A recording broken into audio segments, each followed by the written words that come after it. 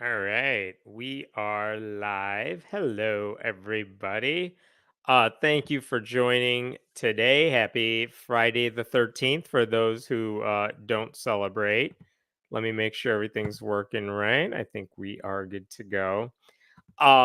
We have so many stories to discuss today. Den is here. He is helping out with moderation. So if you have any questions, if you have any thoughts, leave them in the comments. We will highlight the ones to address in between stories. Remember, you can always subscribe to my newsletter by going right here for all the new stories. You can also support this channel at patreon.com/Hemant. I appreciate it. Leave your super chats and all that. We'll get to those between stories as well. Um, yeah, it is good to see everybody. Oh, and one more thing just before I get started with any stories. Next weekend, I am speaking in Minneapolis. September 21st. It's from 3 to 5:30 at the First Unitarian Society of Minneapolis. I am talking about the dangers of Project 2025. This is an event sponsored by Humanists Minnesota and Atheists of Minnesota, or Minnesota Atheists rather. So I believe it's free. We'll take donations though. So if you're in the Minneapolis area, I'm gonna leave a note for Den to share. I'll leave the link, and he could share that with you all in the comments. And that event will not be live streamed. So, but it's a talk I will hopefully be giving at a couple other places between now and the election. So if you're in the area, I hope I get to see you there. You can find the information at the humanistsmn.org. That's humanistsminnesota.org, or search it online. You will find that as well. The link is just posted in the YouTube chat. Okay, I am going to get to stories. There are so many to get to. But thing, the first thing I wanted to talk about was, I guess, breaking news as of this afternoon, because I saw a headline that suggests the false. It almost reads like a bad New York Times headline, because the New York Times is infamous rather, for having these false equivalencies. And this is the headline they posted sometime today. Here you go. Pope says both Trump and Harris are against life. So basically, Pope Francis was coming back from a long trip, and reporters got to ask him questions over just throwing questions at Pope Francis. And someone asked him if he had any thoughts about the US elections. And, who's the Pope if not someone who has thoughts on everything? And look, no one expects the Pope to be like a political pundit. But if you're the head of the Catholic Church, you are regularly seen as a moral authority, definitely by people who are part of the church. And I think by extension, people, even if you're not a member of the Catholic Church, it's like, well, it's the Pope. He must be a good guy, right? So he basically said that US voters should choose between the quote, lesser of two evils, which is not necessarily a horrible thing to say, except that the Pope meant to imply that both candidates are evil. And specifically, they were evil on the only issues he seems to care about. So, this is from the New York Times article right here. The very both sides thing to do here. Sending migrants away, not allowing them to grow, not letting them have life is something wrong. It is cruelty. He's right. Trump is horrible when it comes to sending migrants away and separating families and all that. And then what does he add right after that? Sending a child away from the womb of the mother is murder because there is life. And we must speak clearly about these things. So, according to the Pope, Donald Trump being totally racist against, like, honestly, legal migrants, more on that in a second. Trump's racist attacks against migrants, his hatred of refugees, immigrants, whether they're here legally or illegally, he doesn't know the difference. That is on par with Kamala Harris and Tim Walz saying, we think women should have health care. And we think if they want to have an abortion, it's between them and their doctors and not like Ted Cruz. Uh, the Pope says those are the same. And then The Pope went on to say this. Here we go. When asked whether it would be morally admissible to vote for someone who favored the right to abortion, he responded, "One must vote, and one must choose the lesser evil. Which is the lesser evil? That lady or that gentleman? I don't know. Each person must think and decide according to his or her own conscience." Yeah, who's evil here? Is it Kamala Harris? Is it Donald Trump? Who can say? Who can make a decision when it comes to the easiest moral dilemma you will ever face? The Pope is like, I don't know. I assume they are both equally horrible. Like, how busted is your moral barometer when you don't know the difference between maybe a paper cut and a decapitation? Like, it wasn't even like it was totally an ad-libbed moment. I know he was just asked the question during a little scrum, but it's not like he hasn't put any thought into this. He clearly knew that they have positions on these issues, but he offered the sort of cowardly moral ambiguity we've come to expect from the highest ranking Catholic official. Because what have we learned from Catholic officials over the years? They routinely treat Democrats as monsters because they think women ought to have rights. Uh, this became an issue early in Joe Biden's presidency, too. This is another headline from the Times. Why do some Catholic bishops want to deny Joe Biden communion? It's because despite Joe Biden's Catholicism, he said, I'm pro choice when it comes to policy. And some of these conservative bishops are like, well, then we're not giving you a consecrated cracker. How are you going to be? You don't like that, do you? And that's supposed to be their method of punishment. But look, let's be very clear on this. It is not hard to know who the lesser evil is. Democrats, by and large, support women's rights. They oppose gun violence. They followed the science as best they could during the pandemic. They want to expand healthcare for as many people as possible. What's the Republican position on those types of issues? They want to force rape and incest victims, including children, to bear their attackers' kids. They only offer thoughts and prayers after mass shootings while doing absolutely nothing to get guns out of the hands of people who should not have them. They oppose life saving vaccines. They push conspiracy theories that have led to more COVID-19 related deaths. So, if you're talking about life and that's what matters to you, there is one party that is eagerly pushing some people to die more quickly. Like, literally, as I am saying this to you, the big controversy today in politics is that the leader of the Republican Party and his running mate are pushing a debunked conspiracy theory about Haitian immigrants in a city in Ohio that has already led to serious bomb threats. All because they know their lies will rile up their ignorant racist base. So, like, one side revels in that evil. Evil is their base. They need to capitulate to those voters. The other side, the Democrats, listen, they are far from perfect. They frequently deserve criticism. No one despises Democrats more than other Democrats. But they work to oppose evil, at least in those areas. Like, it takes religion to pretend like there are no obvious differences. And look, maybe the Pope's words would carry a little more weight if he focused on how Democrats are dealing with Israel and Gaza and how they are letting the Israeli government commit a genocide against Palestinians. Okay, then we could talk about Democrats being evil. Not that Republicans are any better on that issue, but okay, I kind of get your point at that point. But he never did that. The Pope just offered meaningless platitudes about, like, war is bad, but you know what's also bad? Healthcare. When it came to the political parties, he boiled it down to, and I'm quoting here, both are against life. The one that throws out migrants and the one that kills children. Like, yes, one side does hate migrants. You are half right. The other side does not, by definition, kill children. They also don't kill toddlers. They also don't kill babies. To say otherwise is to completely misunderstand why anyone might have an abortion so close to giving birth and why some newborns die shortly after birth in what Republicans have called like post-birth abortion or some lies like that. You don't understand why that's happening.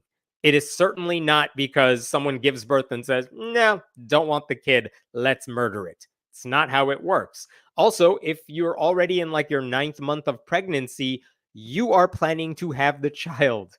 The only possible reason you will ever see for why someone wants an abortion in like the ninth month, eighth month, is because something horrible has gone wrong with the fetus. Like, no one's doing this for fun. So I'm not expecting the Pope to understand that. I'm not expecting the Pope to understand like women's anatomy in general. But in order for his comments to make any sense that both sides are evil here, you have to share both this warped belief that life begins at conception and a warped belief that all sins are all the same. And then you have to treat your brain like an etch a sketch and just erase everything that happened between like 2016 and 2020 and also January 6, 2021. Like, it is so bizarre to me that the Catholic Church has moved vaguely, they've moved slightly more progressively when it comes to letting priests bless same-sex couples.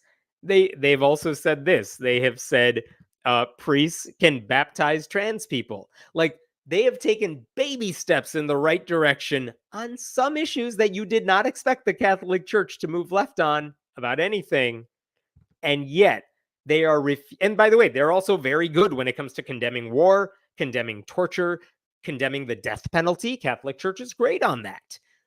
But it refuses to budge on like women in leadership roles in the church and also idolizing sperm. Sorry, they're not moving on that one at all.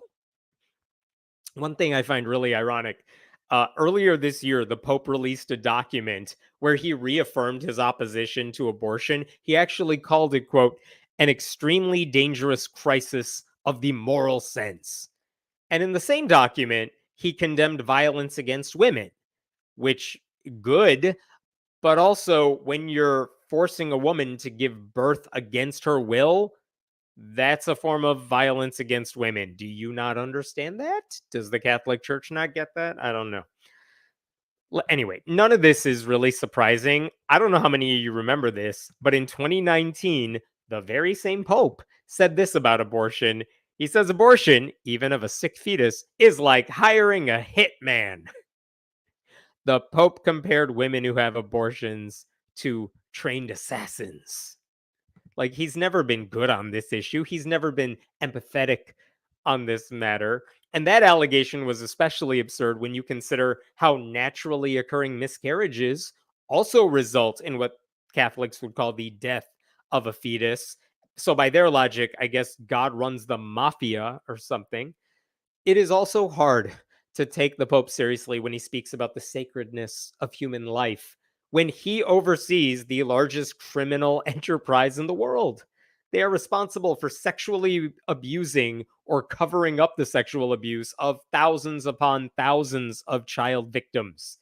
There are, scandals and corpses associated with the Magdalene laundries. Google that if you've never done it before. Then you have the irrational bans on birth control and other forms of contraception. Like, abortion is not really their problem. Sex is their problem. So if Pope Francis thinks abortion is murder and pro-choice policies are on par with the anti-migrant cruelty of the Trump administration, then I would expect the Pope to start promoting sex education, birth control, condoms, everything else the Catholic Church currently opposes that would actually reduce the number of abortions people need.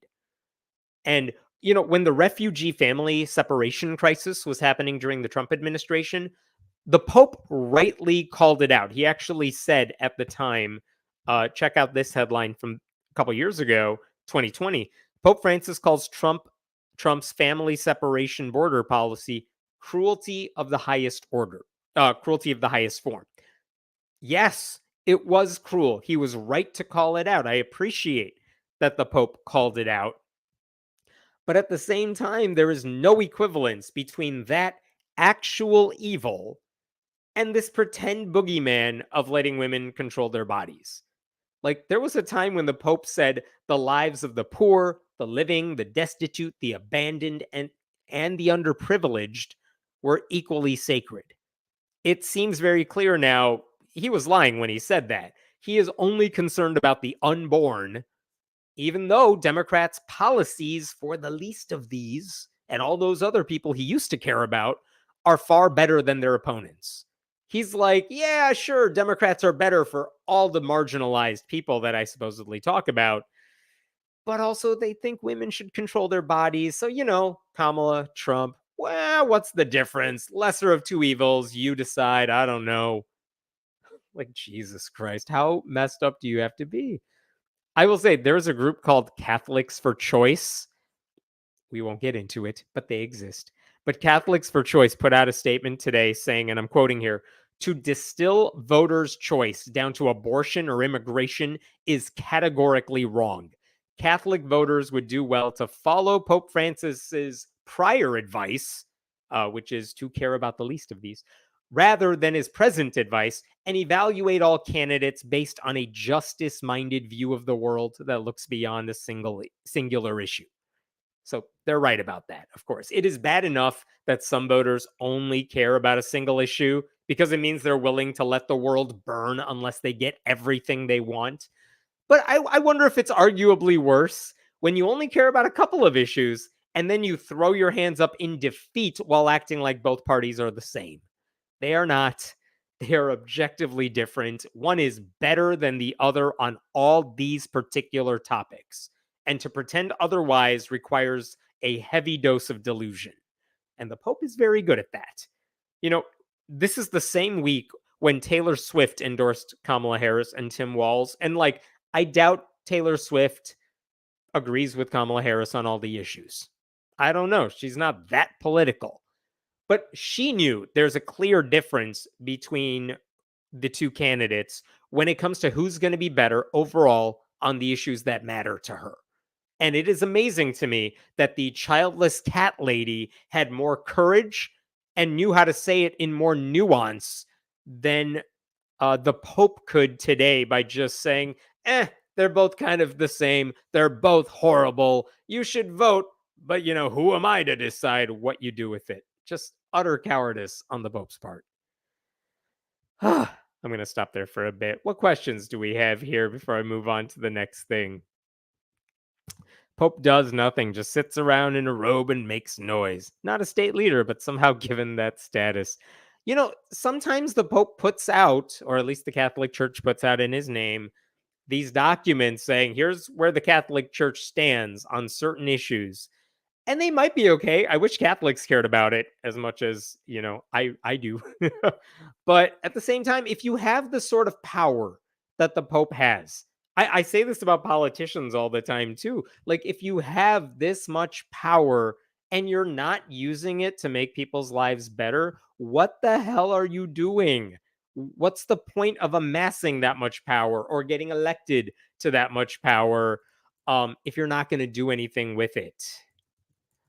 Anyway, that part bothers me. Sorry, I'm making a little note to myself for later. What other questions we got? It's worth noting that most Catholics actually support abortion rights. That is what I was writing a second ago. There's a complete disconnect between church members and the priesthood. This is true. I wanted to pull up these numbers. I'm sorry I don't have them on me. But by and large, in the United States, people who call themselves Catholics are pretty good when it comes to supporting abortion rights. The Catholic Church says no, absolutely not in any way. You're literally a fetus that deserves protection like 18 months before you were born. But run-of-the-mill Catholics, the ones who attend church, they're generally fine when it comes to abortion rights. They support laws that support abortion, even if they may not personally want it. They're also good about same-sex marriage and things like that. So Catholics are way better than the Catholic Church. I want people to remember that. This is not backlash against Catholics. I'm mad at the Pope. I'm mad at the Catholic Church as an institution. Any other questions there? If the Pope wants to reduce each party's candidate to one issue where he doesn't like their stances, then we get to reduce the entire Catholic Church to one issue, and you know exactly what I mean. No kidding. at least in the Catholic Church's case, like, if you want to boil it down to sexual abuse and how they're handling it, like, it would be very easy to talk about evil and how you're responding to that. It boggles my mind that this guy is reducing a party whose entire existence seems to be to clean up the mess of the other party down to one issue that you already disagree with them about, meaning there's no way to bridge the gap there. And then just nothing else matters to you. Like, if that discourages some Catholics from voting for a Democrat, what a disservice that would be from the Pope, and very irresponsible on his part. The entire prescription against abortion of the Christian is BS. The Old Testament indicates that life occurs after birth when God breathes life into a child. And as people know from the Old Testament, God loves nothing more as a hobby than to just murder as many people as possible. Need a big flood? He's got you covered. Want to kill a bunch of children who made fun of a bald dude and let bears maul the kids? Sure, why not? Like, God loves killing people. That's one of the, if you search all my videos, one of the most popular is all the people God has killed. All right, thank you. Yes, go subscribe right now to there. While I get to the next story here, give me a second to pull it up. Um, Aha! I have an update for you. Okay, so last week, I think it was last week, I did a whole video, maybe 2 weeks ago, I did a whole video about the Osceola School Board in Florida because they were considering bringing religious chaplains into their schools. And I'm not, because I already made a video about it, I'm not going to rehash every single bit about it. But here's the gist of the story in case you missed it. Basically, Florida passed a law like earlier this year allowing untrained Christian chaplains to volunteer in public schools, essentially as substitutes for trained social workers and counselors. And parents would have to give their kids permission to see those chaplains, and the chaplains would have to pass a background check, but that's about it. Like, the goal was clear, even if it was unstated. Republicans wanted Christian chaplains in schools, which would be horrible for LGBTQ students along with kids who are not professing Christians, because their parents are going to be like, yeah, go see a chaplain if something's up. What if you're a gay kid and your parents are like, you need to see somebody at school? Let's send you to the Christian chaplain who's there. Like, you could see how that could end very badly.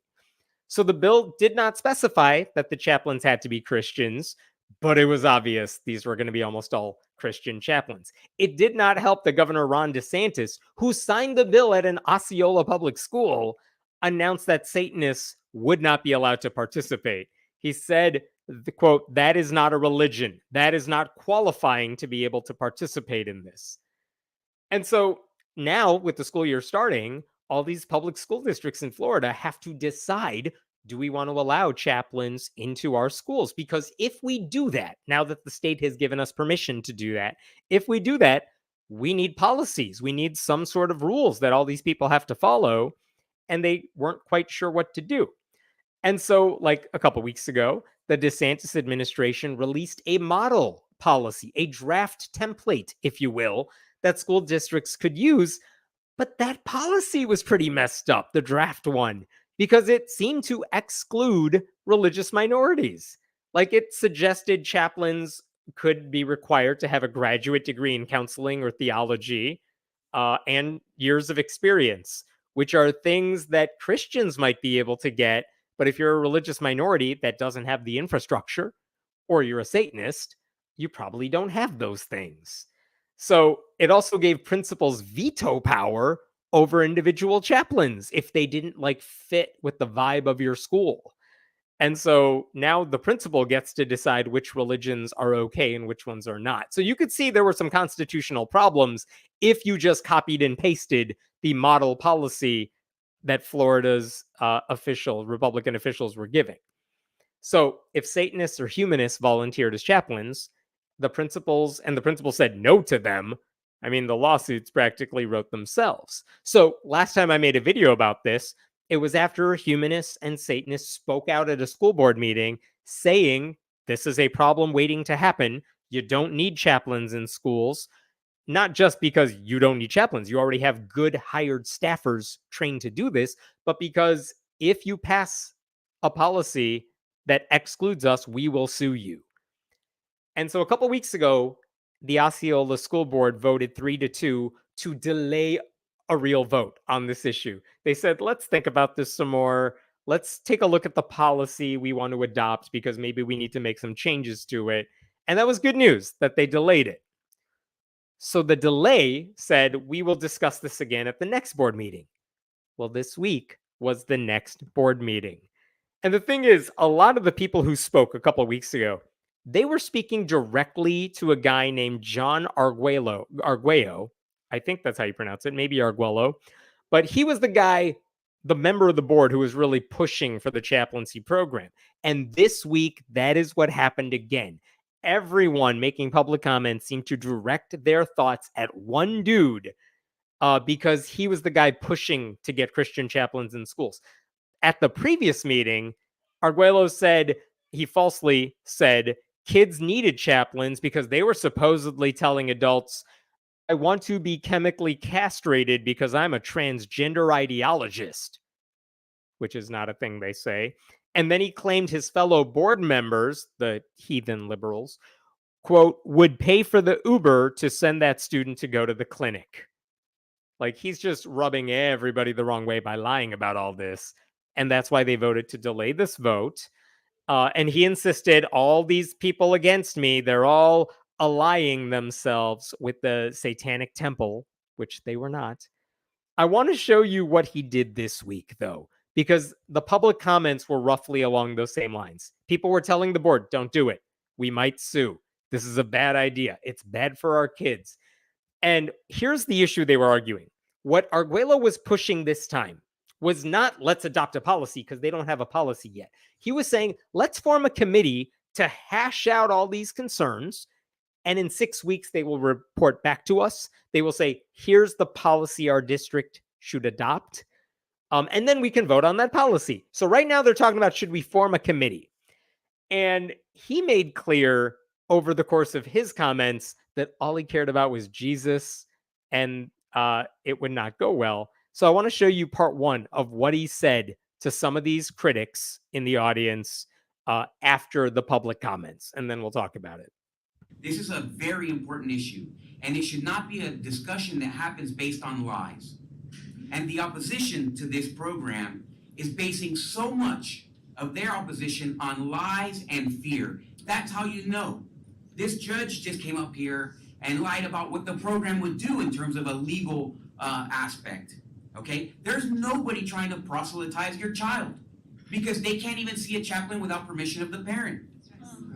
Okay? Period. That's right. So your child has to go and seek it out, and the parent has to provide permission.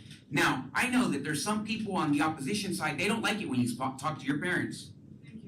And that's not a positive thing. Any psychiatrist that can come here and talk about the damage that this may cause is absolutely ridiculous. It's the same as the doctor that came here during COVID and said that if you didn't mask your child, you didn't love your child. It's just as ridiculous.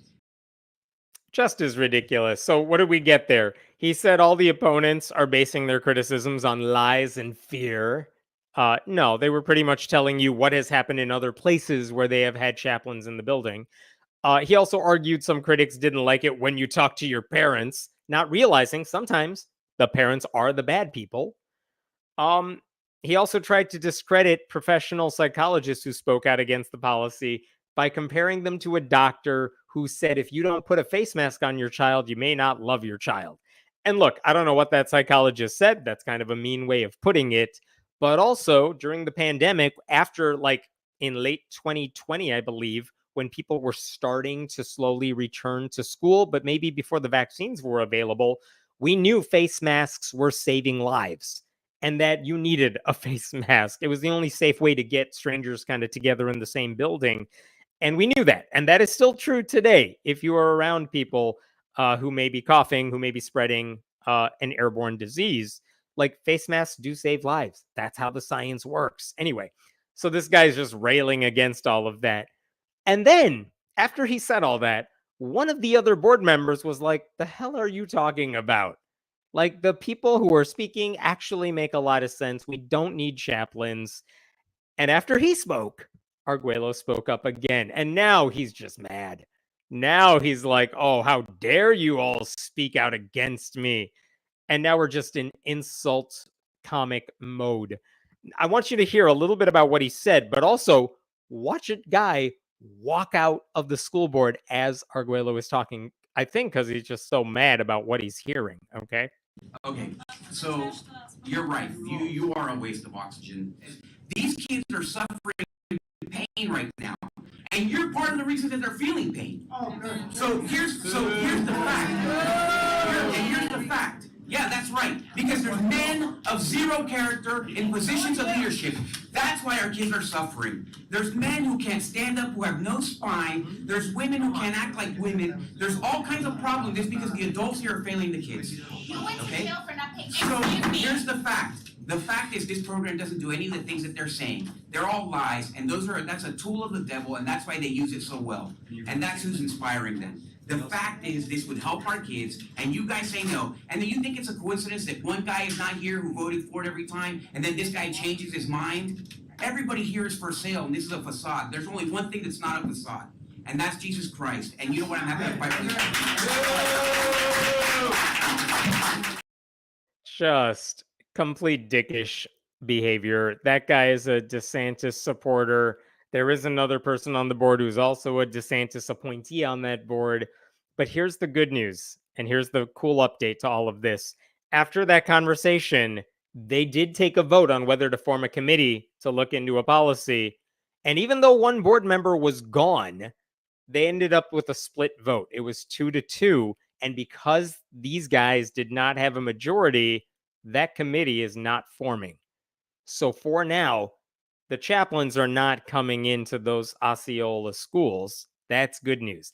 Doesn't mean the whole issue is dead. I don't know if this guy's going to try to bring it up again because the issues have not gone away. But for now, the critics won. The people who want what's best for children won. They are not getting Christian chaplains. They can, if parents want to send their kid to a chaplain, like go to a church on your own time, you know? I also want to point out, it probably didn't help that the Satanic Temple sent a letter to the board. This is dated September 10th, but I want you to look at this paragraph right here. We are aware of your plans to form a committee to develop a school chaplain policy following significant community opposition. School board meeting. However, we are concerned that the formation of this committee, influenced by the continued public hysteria of one board member on Facebook, Arguello, may be an attempt to craft a policy with loopholes that selectively include certain religious groups while excluding others.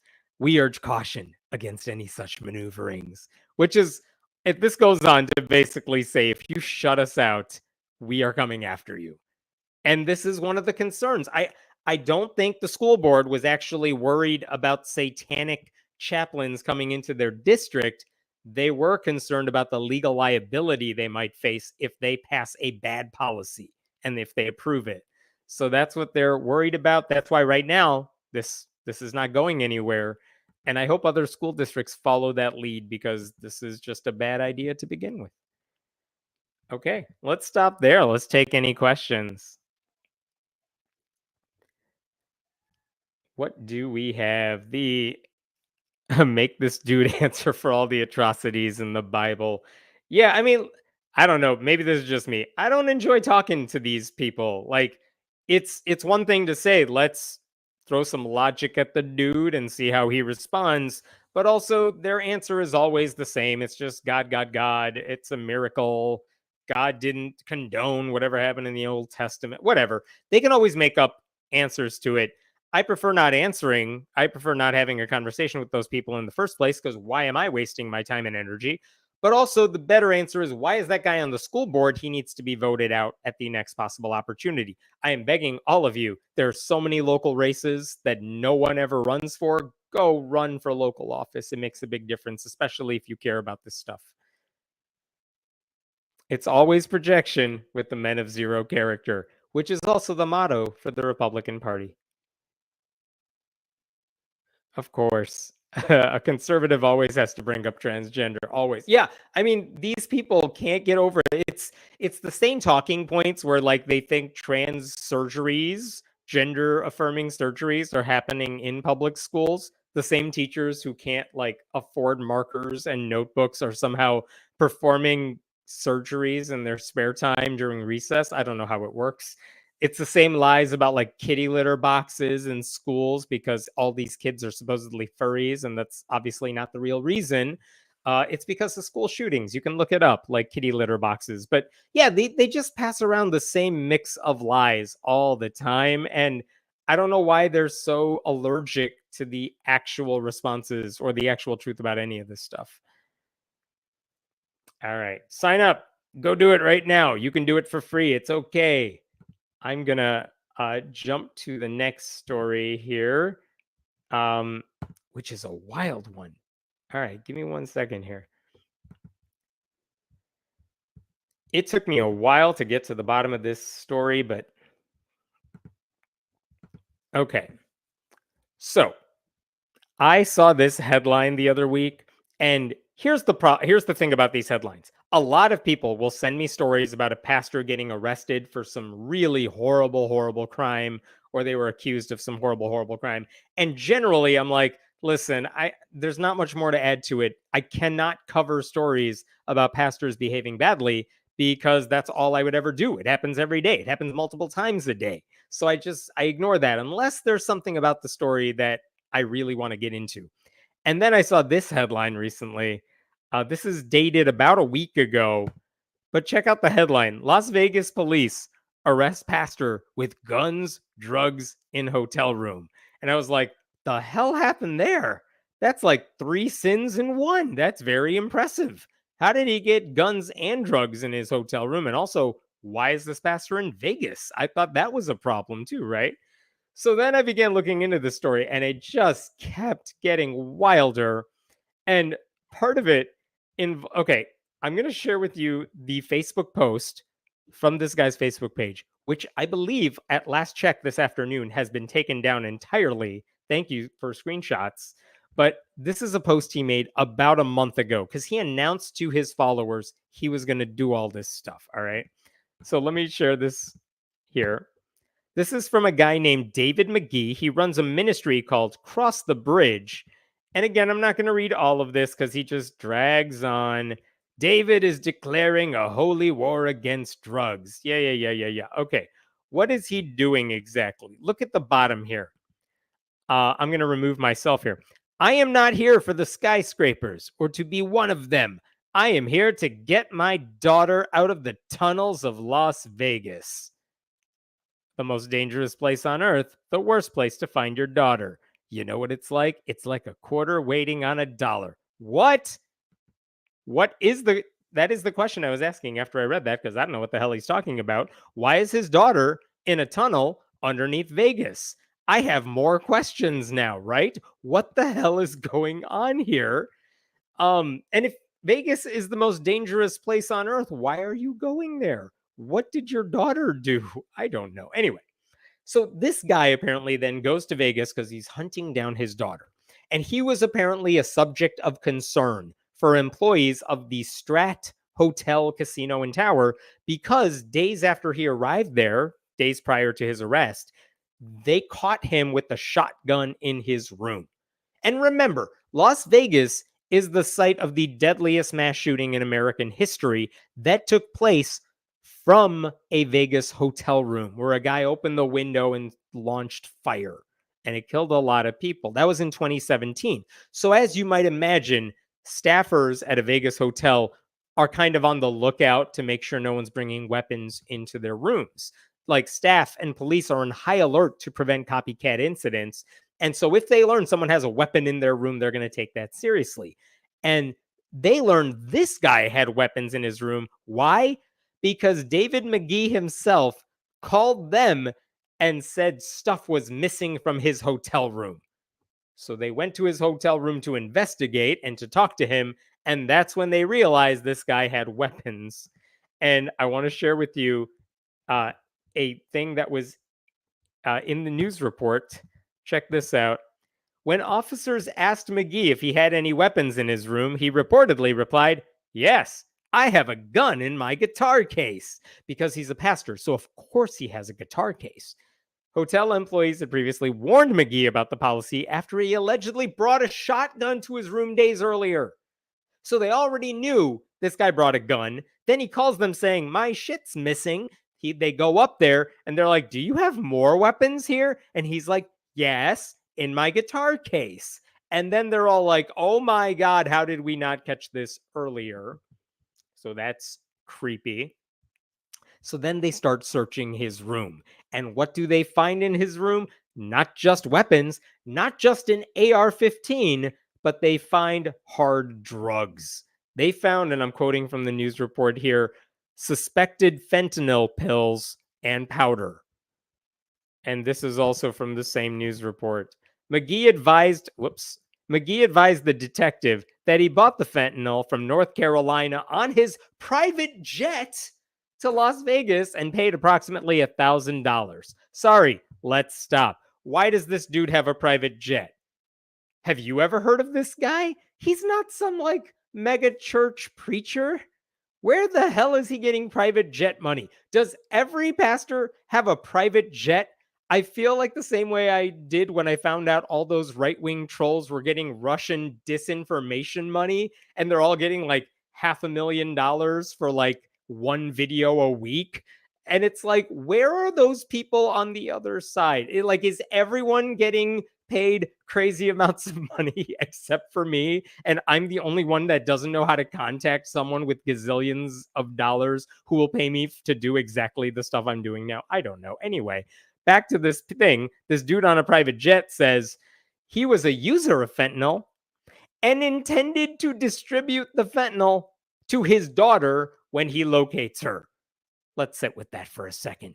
This guy went to Vegas to find his daughter, who is hiding in the tunnels of Vegas, and he bought fentanyl to use like that kid from ET used Reese's Pieces. I think he's going to leave like a little trail of fentanyl in the tunnels to his hotel room. Is that what he's doing? Or is he just going to go searching for his daughter one day and he's going to find her and he's going to say, "Honey, I bought you a gift." And then he hands her a little bag. Like, what? What's the family dynamic here? I have no idea what is happening. I don't understand Christian families. What is happening? Like, nothing screams good Christian father like a drug addicted pastor hoping to give hard addictive drugs to his daughter once he's reunited from her. And why does he need to be reunited? Why did she run away from home? I don't know. What the hell? Anyway, so this dude gets arrested. And then on August 21st, he was supposed to go to court and he didn't show up for a hearing. I don't know why.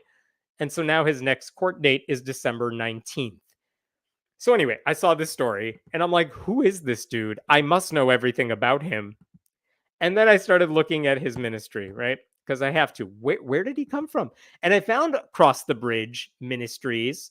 And then I was looking around his ministries page. Because again, the whole layout of the website, it does not scream dude with the private jet. It screams dude who designed a website in 1996. And I don't know what he's been doing since then. So here, look at this. He has a whole page about finances. And then this is what he said. Cross the Bridge is overseen by a board of directors and a financial team with President and Pastor David McGee leading. They have a board and a financial team. They always have teams. Aboard this team is a CPA who has a degree in accounting, which is good. You would hope a CPA can do addition. All donations are counted and recounted by at least two people at all times, providing excellence and accountability. You know what's not on his ministry's website? Like paperwork documenting any of this? There's no Form 990s that allow us to see how much money they're taking in. He's basically saying, listen, I got people around me. Just trust me. Give me your money and trust me. Everything's fine. Nowhere on his website does it say how much money they take in. So then I started going through his Facebook posts, and even these got crazy. This is a Facebook post he made on August 19th. This, by the way, is 2 days before he was scheduled to show up in court. and before he was arrested. Check this one out. Like, look at the picture. There's our dude, just down there on the streets of Vegas, wearing I don't know what, like a sweater in Vegas in August. Really? Okay. Um, just on the streets of Vegas. There you go. And here's the caption. Back on the streets, back on the strip. Just another day in paradise. Not.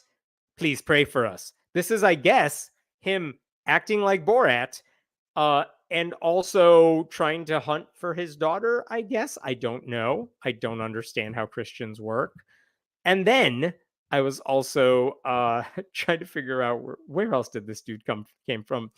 Oh, his website, I should say, also says that his international speaking engagements include Rome, Greece, Mexico, Canada, Germany, France, Israel, Italy, Norwich, England, and Paris, and that his ministry's teachings are broadcast around the world on the internet in an ever-increasing market, which is a very fancy way of saying he live streams sermons on YouTube. But then I found his sermons on YouTube and they have like 4 views. I don't know. They don't have a lot of views. He doesn't have private jet money is what I'm saying. I don't understand. He has a few hundred subscribers. What is going on there? So his Facebook page, it's just your standard collection of Bible verses, a lot of right-wing conspiracy theories, a lot of mega posts. And then days prior to Vegas, he starts saying, I'm going to go to Vegas to find my daughter. He also says, if I can't find her by this afternoon, we are going down to the tunnels. At no point did the commenters underneath those posts say, dude, do you need help? Like, therapy? Do you need psychiatric help? Do you need us to come with you? Because what you're saying sounds crazy. No one said any of that. They said, we'll pray for you. They encouraged him, which tells you a lot about where they're coming from. And then, like, in subsequent posts, this guy made it sound like he is in the most dangerous place in the world, on the mean streets of the Las Vegas Strip or something. He referenced it being a third world country. He warned people, these streets are evil and mean folks. All right. And then he got arrested. And like the only post on his website since then came from his wife on August 29th saying he was still in Vegas. He was in touch with his daughter. I guess the fentanyl trail helped, I guess. I don't know. But that they were in need of prayer. There was no explanation for why he had the weapons, no explanation for the drugs, no denial about the charges. And then I think his Facebook page got taken down. And one other thing I found about this dude. In 2015, he was in the news because he had kicked a handful of members out of his church without explanation. And he only announced it in a Facebook post.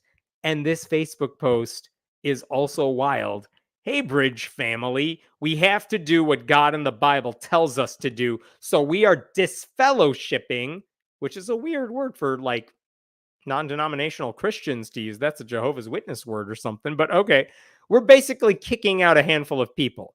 This means they cannot come to the bridge. They are no longer welcomed at the bridge unless they repent.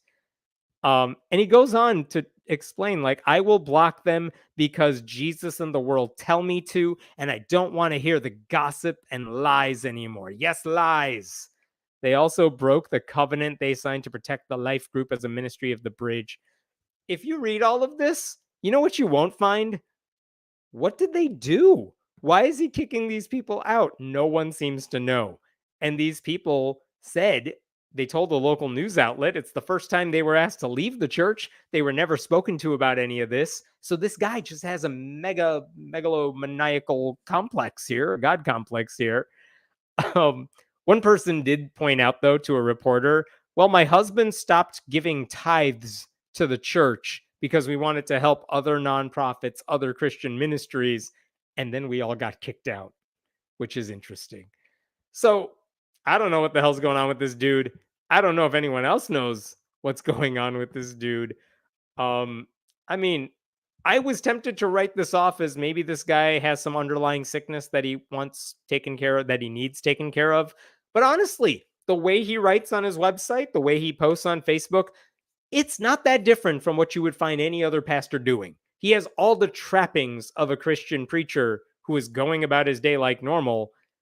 And only recently did he like go completely haywire for reasons we still don't know about. I'm glad he's like off the streets. I'm glad he's not in that hotel room right now because I don't know what the hell he was planning to do. But my God, that was scary all the way through and then crazy. All right, we'll stop there for a bit. What other questions we got?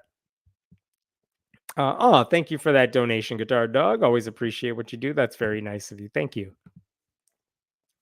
Um, Thank you for that donation, Paul. Greetings from Lexington, Kentucky. Just want to say thanks for your podcast and YouTube channel. I appreciate that. Thanks so much. I may have missed it. How old is this daughter? I don't think she was 8. I mean, she was like a legal adult, I believe, from the reports I read, but I don't know. I don't know much about this daughter. I looked for the daughter online. I couldn't find much. I hope she's okay. This isn't about her. I don't know what she's doing in the tunnels. Is this guy trying to become his own daughter's dealer? Right? I don't know. What is he doing? Why would you give your daughter fentanyl? I don't know. But that is what he said he was going to do. From his bio blurb, he was born 95% deaf and mute. The Lord graciously healed David through 9 different surgeries. First of all, if that's true that this guy got healed through surgeries, maybe thank a doctor? Just a thought. But okay, fine. Like, he has an inspirational life story. That doesn't justify any of the stuff he's doing, right? Like, you can say God healed you. Plenty of pastors say, something was wrong with my body. God healed me. Now give me money so I can buy a private jet. Like, if you want to have an inspirational story, fine. But I was still looking for justification for any of this stuff he's doing, and I couldn't find it. I looked. He has a wife. I don't know, man. I don't know how this stuff works.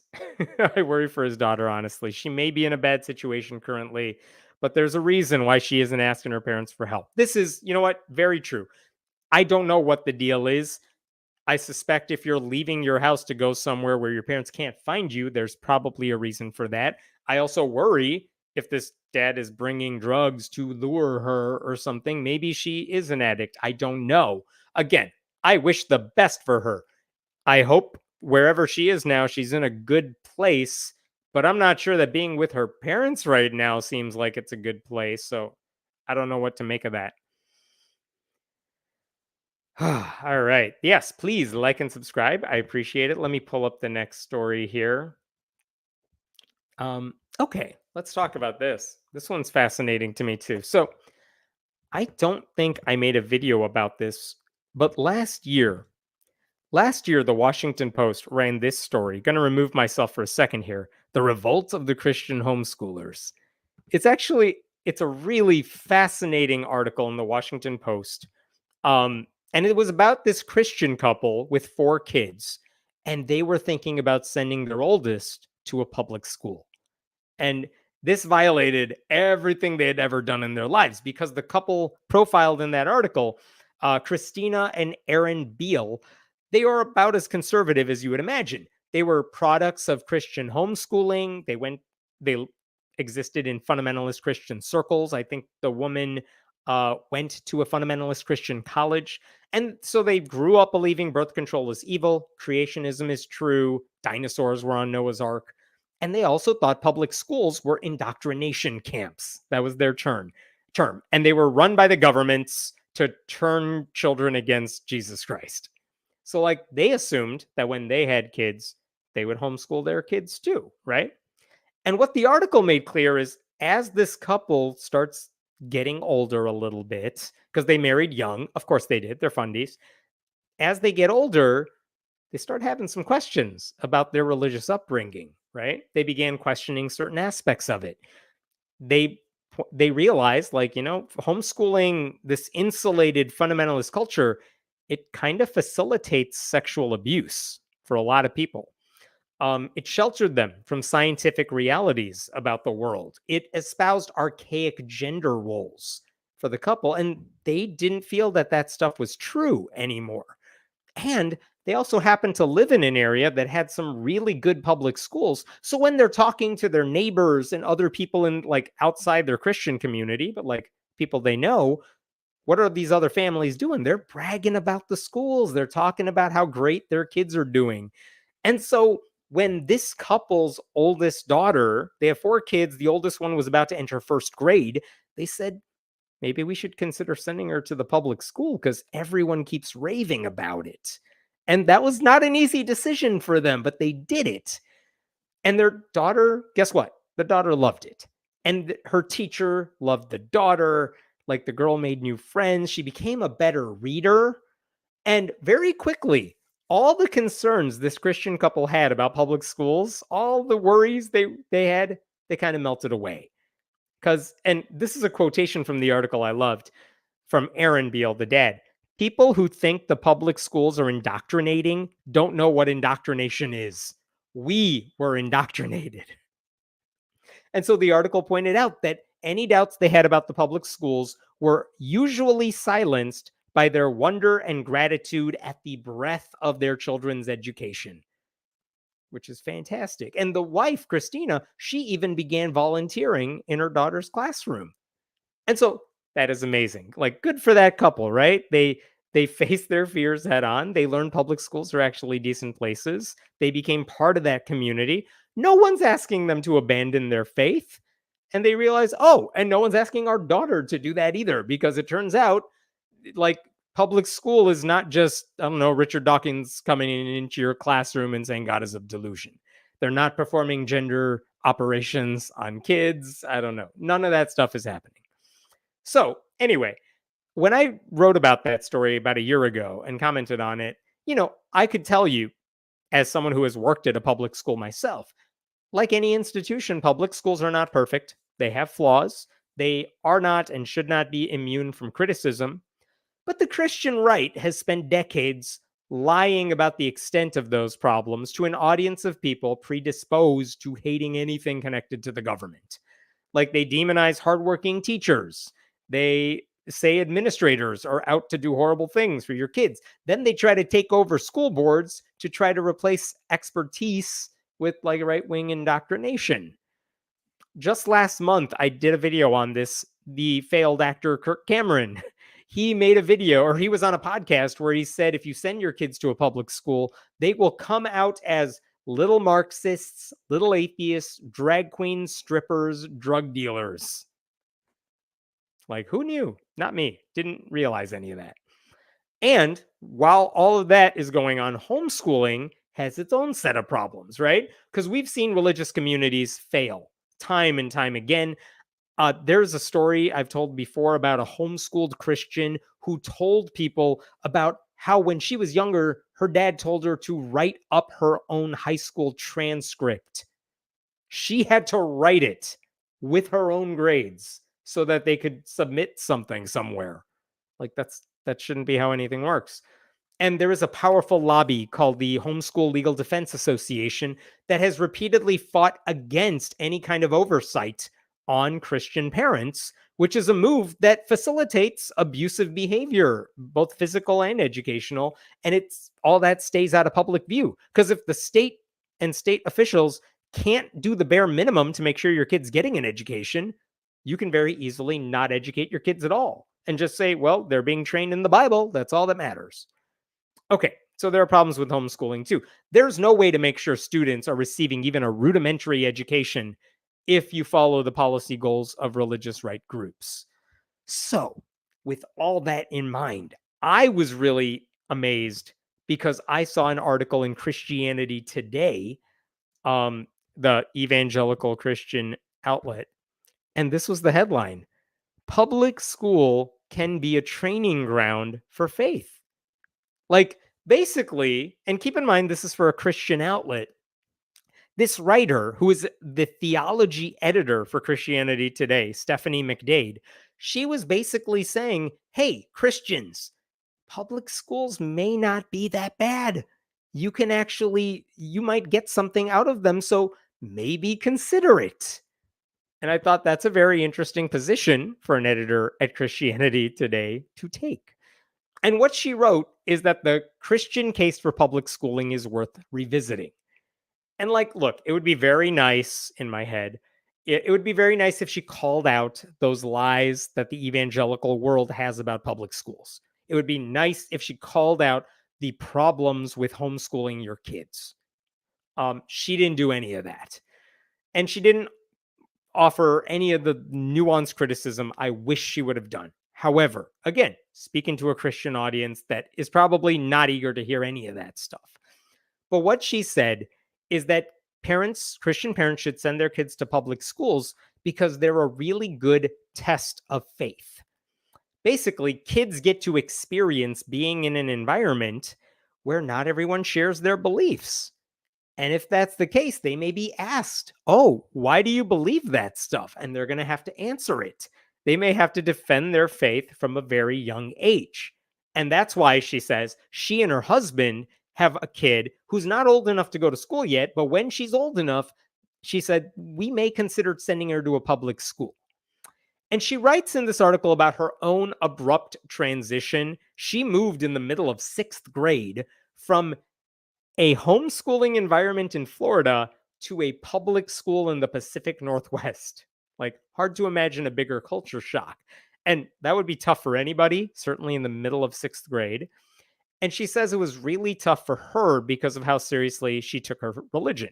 She said she was bullied at school because of it. It took her a lot of time to figure out how to stand up for herself.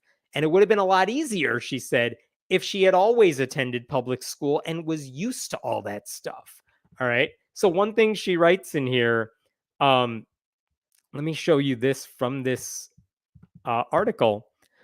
Once I was regularly provoked at school, I had to learn why I believed what I believed. I had to make my faith my own. With my parents' guidance, I began reading apologetics books so I would know how to respond when someone attacked my views. That decision began a trajectory that led to who and where I am today, serving as theology editor at Christianity Today. So, all right, fine. I'm glad you're happy in your career, and I'm glad your career involves your faith. I don't particularly care. Like, that's all well and good. I do have questions about how seriously she was bullied because look, I sympathize on one level. Bullies suck. Being different sucks. Middle school definitely sucks. Getting picked on by middle school bullies because of who you are and because of your differences. All of that sucks. I get that. And one upside to that is if you can get through all that, you may come out stronger on the other side.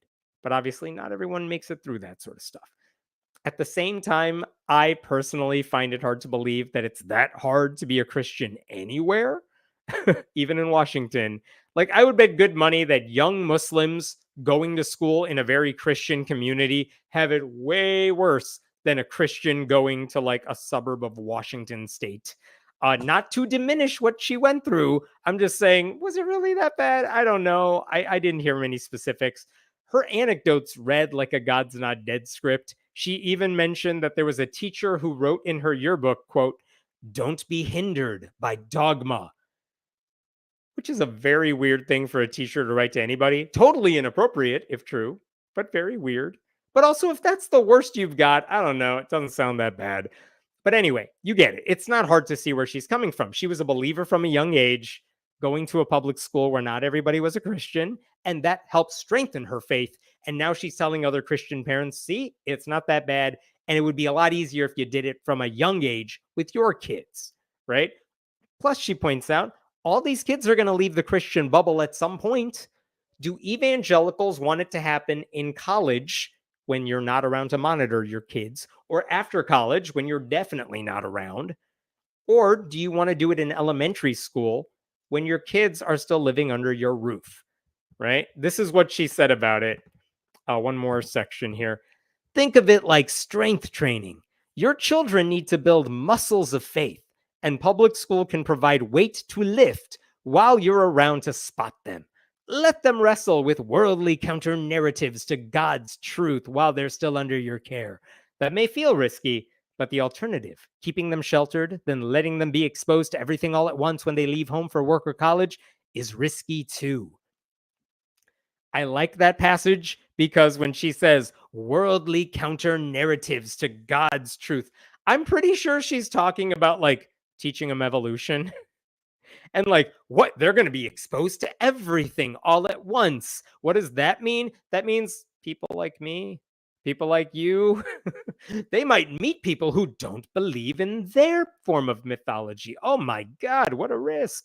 Listen, if you're 18 and you meet someone who doesn't share your faith and they're convincing because they're normal people and not boogeymen, and your faith kind of crumbles under that, maybe it's not because you have a weak faith. Maybe it's because your faith is just a weak thing to believe in, period, right? Like, whatever. I don't know. If I'm your risk, if I'm the person you're worried about, I think your fears are overstated. If your kids need theological armor to protect themselves from reality or the obvious questions about your beliefs that people might ask about them, maybe it's your religion that's the problem a little bit. I don't know. Students, in my experience anyway, they are much more tolerant today of people's differences, including religious differences. And the only time that ever becomes an issue is if someone is trying to force their religion on someone else. Like being annoying is a far bigger liability in middle school than being Christian. I don't care where you live. Like, I'll speak for myself. My kids are not being raised in any one particular religion. And I have spent a grand total of 0 nights thinking about, oh my God, what's going to happen if their friends are religious? Oh no, never happened. Why? Because I'm not trying to indoctrinate my kids into my worldviews. I hope they learn values from me. I don't need them to believe everything else the same way. But look, let's accept this premise, the idea that Christians should not be afraid to break out of their bubbles. Like, you know what? That's a good idea.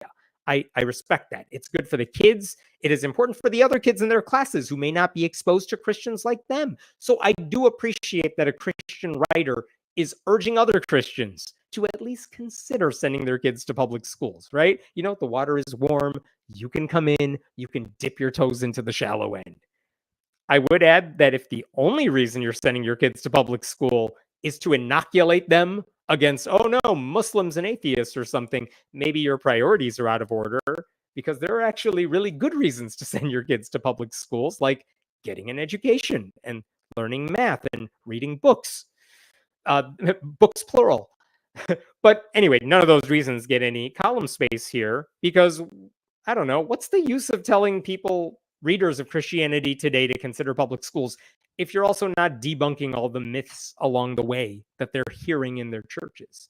So the piece doesn't have a lot of substance, but you get the point. Like, you know what? I think I'm glad she wrote that. You know what I mean? And yet, right-wing Christians lost their damn minds over this piece that was basically a nothing burger. All right, I'm going to show you some tweets some people made in response to this article, and they are all over the place crazy. Consider some of these. Look at this one. Sending your child to public school is like sending an untrained soldier into battle. You need to realize your kids are not a missionary to public schools. They're the mission field. Jesus, this guy, whoever this is, they think your kids are going to school and everyone else is out to get them. Like, dude, no one's thinking about your kid other than that kid's teacher. And that kid's teacher is thinking about books and numbers and not your child's family's religion. Here's another one. Oh, yes, what could possibly go wrong handing your children and want to train them in paganism for 1,260 hours every year for a minimum of 13 years? Listen, as an atheist who taught in a public school for many years, I don't know where I would have found time in the curriculum to teach them about paganism. I was really busy with like finding slope of a line. Sorry, didn't get into the hating God section of the textbook. The people who hate public schools are the ones who know the least about how public schools work. This is one by a known right-wing misinformation dude. Sounds like pedo stuff. One rule I know to be true: never trust an adult telling you to send your kids into the den of lions. Right. Listen, your kids are far safer at a public school than they would be in front of a youth pastor. All right. Calm down. Here's another one. 6-year-olds are not ready for spiritual combat. Train them someplace safe, then deploy them into the war when they're old enough to understand it and strong enough to fight. These people think everything is a battle. My God, they're like, how do you live like this? Sending them to public school largely removes them from your care and puts them in the care of God haters. You bloody idiots. Millstones for you all. And if you're not familiar with that reference, millstones is basically a Christian death threat because it's a verse in the Bible. Handing your children over to government indoctrination and grooming is strength training the way leaving 5-year-old underneath a loaded barbell is strength training. Again, I'm telling you, as a parent, as a former teacher, I don't know, learning social studies is not going to ruin your kid's faith. And if it does, your faith is really bad.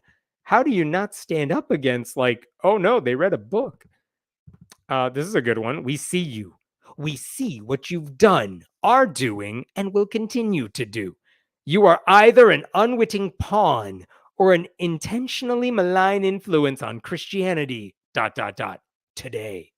And so does the Lord. Repent. Like, oh my God, this guy thinks this woman who wrote an article saying, maybe consider public schools. Maybe they're not the worst. And he's doing a villain in Act 5 of a movie. But my favorite one, the best response of all. Here you go. This is what you want Christian parents to do with their kids. Take a look. Take a look at this glorious image. I'm telling you, the people who hate public schools seriously think this is what happens in public schools. I don't know where they're getting the rainbow flag from. I don't know where they're getting the Black Lives Matter shirt or the wolf head. Though kudos to the costuming, it's not bad. And what age group is this? What age group are we skipping whatever the lesson plan is and going straight to wolf, Black Lives Matter, someone break out a rainbow flag? What are they doing with the flag? I don't know. This is English class. What are they doing? I don't understand the right. I don't understand conservative Christians. But that is kind of hilarious because all of these people are insane. Oh, Jesus. Just a whole bunch of conspiracy driven lunatics who have no clue what happens in a classroom, but they all know it's evil. All the while, there are countless Christians who do send their kids to public schools, who teach at public schools, who run public schools, and none of them are concerned about any of this because they actually know the places. They work there. And there are parents who have sent their kids to these schools and they know it's not that big of a deal. Like, look, I don't give a damn about the spiritual development of any of these kids, especially the kids who are not old enough to think seriously about any of this stuff. But great public schools provide a great public education. They should. Hopefully they would. If these Christian parents care about their kids and they're sending their kids to a quality public school and they have that option where they live, it should at least be an option. It sure as hell should not be treated like some sort of inherent nightmare with a wolf coming after your kids. Okay, I'll pause there for a bit. What questions we got here? Thank you for that donation. Do you have a new book in the works? Curious minds want to know. Either way, keep doing you because you give me hope. Thank you. That's very sweet of you. Thank you. No, I'm not working on any books right now, mostly because the articles I write and the stuff I talk about here tends to take up most of my time. I also feel like on a personal level, and this is not a knock on other people who are writing books, because there are atheists doing a good job of that. I feel like I don't read as much long form books. If anyone's listened to the podcast, I've read like devouring all the Robert Caro stuff for the past several year and a half or something. But like, honestly, it's been a while since I've read a long book about atheism. And I feel like if I'm not reading them as much, it's not going to be fun for me to write one right now. So I'd rather focus on these like little bites of stories where I can really quickly respond to something as opposed to a book that could be outdated by the time the stuff I care about comes to print. Anyway, so I hope that answers your question. Thank you for that support. That's the only feel-good story I've heard all day. No, I promise you, there are a couple others maybe coming soon. We'll see. When you start thinking freely, the revelations just snowball from there. No kidding, right? Like it's for that Christian couple who decided to send their kids to public school. Like that was the thing. They finally realized, oh, I've been lied to all my life. And that whole process of deconstructing it takes a while to figure out. I'm actually going to do an interview with someone very soon who has been through that process and ironically has written a book about that process that I'm really looking forward to. But yeah, it's once that first domino falls, everything else kind of goes really quickly. And it's really hard to realize none of the people who raised us were lying to us, not knowingly, but they were wrong about this. And you have to rethink all these things, all these parts of your life. It's hard. Public schools have plenty of problems and deserve a lot of criticism, but I would trust a public school to educate my hypothetical kids far more than myself. Yeah, I mean, that's one thing I appreciate about public schools, one of many things, which is that there are educators who know their field a lot more than I ever could. And I know homeschooling, like, listen, I'm not even trashing homeschooling. There are ways to homeschool your kids where you can, like, outsource a certain subject to someone who does have expertise. And a lot of homeschooling parents have the networks to make that happen, but it doesn't happen everywhere. And a parent, especially one who comes from a fundamentalist family where you yourself may have not had a good formal education, it's kind of scary to think that person's in charge of your child's education when they didn't get much on their own. Like there's only so far you could take them. And once you get past, first, second grade, stuff starts specializing and you may not know it all. I don't know what it is in reference to, but teachers are supposed to encourage curiosity and critical thinking in their students. So I wonder how obnoxious she may have been in school interjecting her faith on school lessons. I don't even know who we're talking about anymore, but you're right. Like teachers are supposed to encourage curiosity and critical thinking. And these parents who are mad at a certain book that a kid's been assigned to read or a history lesson that doesn't comport with the white revisionist history that like David Barton likes to perpetuate. Those parents are very annoying. Haven't covered the recent. Have I covered the recent Greg Locke story? No, I haven't. The story, as far as I can tell, is that I think sometime last week, someone like shot a weapon into his house, leaving bullet marks. Maybe one child was home, thankfully not injured. Locke and his family were out of the house. And listen, obviously horrible. I have a weird love-hate relationship. There's no love with Greg Locke, but I could reach out to him. I didn't reach out to him over this. I don't know what the full story is. I was kind of waiting to hear more from the police, more details about what happened and why it happened. And this is totally conspiratorial thinking, but part of me is like, do I believe that this story is the way it is? Because the only source we've heard from is Greg Locke. And he kind of has a habit of painting himself as a victim and saying people are out to get him, and someone graffitied his tent, and then they graffitied it again, and someone vandalized his property. Like he's been saying those stories for a long time, and there's never any proof of it. And obviously someone used a weapon at his house. Like there are bullet holes. So like I don't want to downplay that, but also I would like to wait to get a little more information before saying anything about it. But obviously, assuming it's all true, horrible situation. That's scary. I don't care if you hate Greg Locke. No one deserves that sort of treatment. He's also moving his church somewhere in another community, I think, to get out of some lawsuits because he's making a lot of noise. So I don't know. I hope he goes somewhere quiet so that all the noise he's making is contained and not bothering everyone. I don't know what else there is to say. Y equals mx minus God. Yes, that is the new slope formula. I teach kids there are imaginary numbers, just like God. Yeah, it's a lot of that. I'm sure that's what they think teachers do. All right, like and subscribe. I appreciate it. Let me jump to a different story here and X out of these very weird tweets made by these people who hate public education. Okay, this is an interesting story. It's kind of an update, but there are churches in Maine that are going to court again because they're arguing that anti-discrimination laws that were passed by lawmakers are unfair to them and target their religion. And these laws make it impossible for them to take taxpayer money and indoctrinate kids. That is seriously the entire story right here. Let me back up a little bit and explain to you what the hell is going on. A few years ago, 2002, there was a Supreme Court case, Carson v. Macon.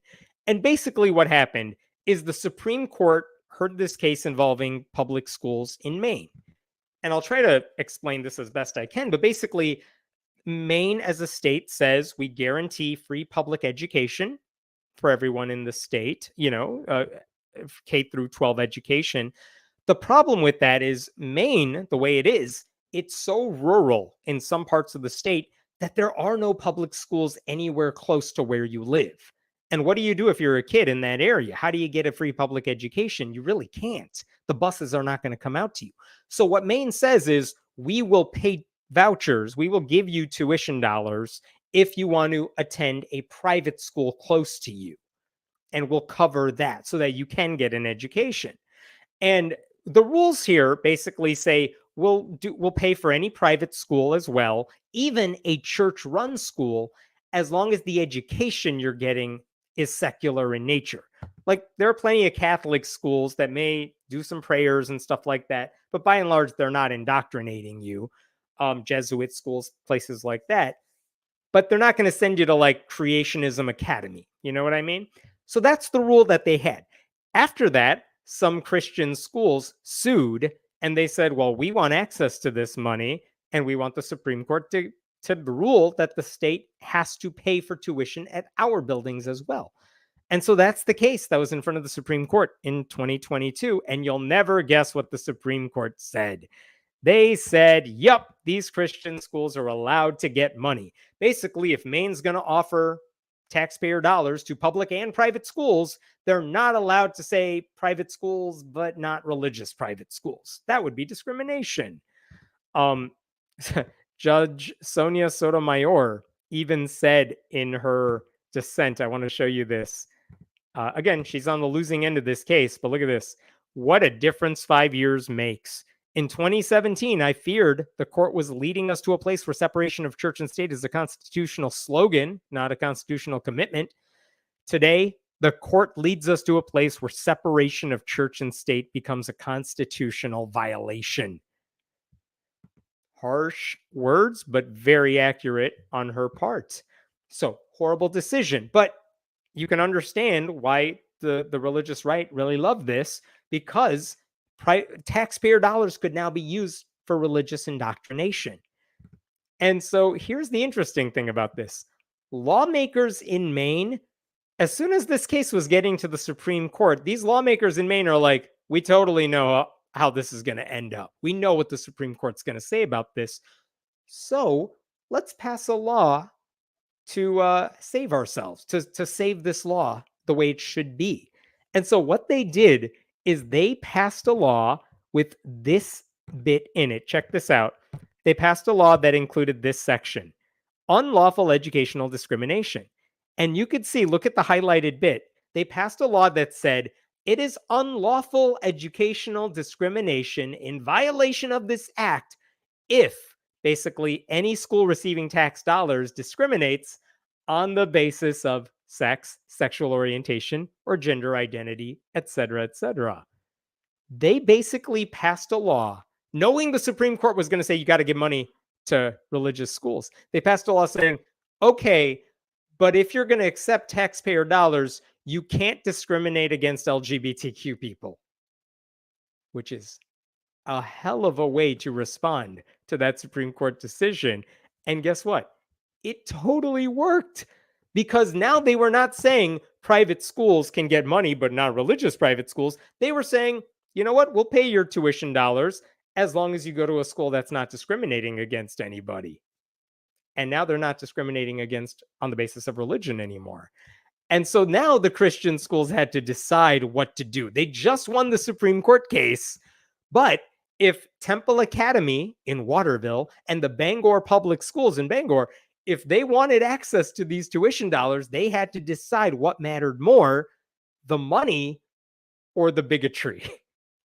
And both schools had already told the Supreme Court that religious indoctrination and faith-based bigotry is just so core to who they are as Christians that they weren't going to change anything they did in order to receive the taxpayer dollars. And so the end result of all this is that as of August of 2022, when the Supreme Court case had come down and that law had gotten passed, there was literally only one Christian school, a Jesuit-based Cheverus High School, that was opting into the voucher program. And that wasn't even one of the schools that filed the lawsuit to the Supreme Court. Everyone else said, no, we hate trans people more than we like tuition dollars. So in March of 2023, then, so we're cutting several months later, the church that ran the Bangor Bangor Christian schools, called Crosspoint Church, they sued the state. And they said that this new anti-discrimination law was a poison pill that targeted them. And I want to show you a little bit of what they wrote here. This is from their lawsuit in 2023. Until recently, the state also exempted religious schools from certain non-discrimination provisions to accommodate their religious beliefs. Anticipating the Supreme Court's decision in Carson, however, the legislature narrowed the religious exemption, ... The exemption previously covered all religious schools, but the amendment narrowed it to protect only religious schools that do not participate in the tuitioning program. Without the exemption, religious schools are subject to investigations, complaints, and large fines for offering instruction consistent with their sincerely held religious beliefs. This poison pill effectively deters religious schools from participating and thereby perpetuates the religious discrimination at the heart of the sectarian exclusion. Which is a very long way of saying, you guys, we really want to hate trans people, but they won't let us. They won't give us taxpayer dollars and let us be bigots. It's so unfair. So that was their lawsuit. They filed that lawsuit against the state. They really wanted to get taxpayer dollars while being bigots, and they were so mad that the state was putting civil rights over their desire to promote faith-based hatred.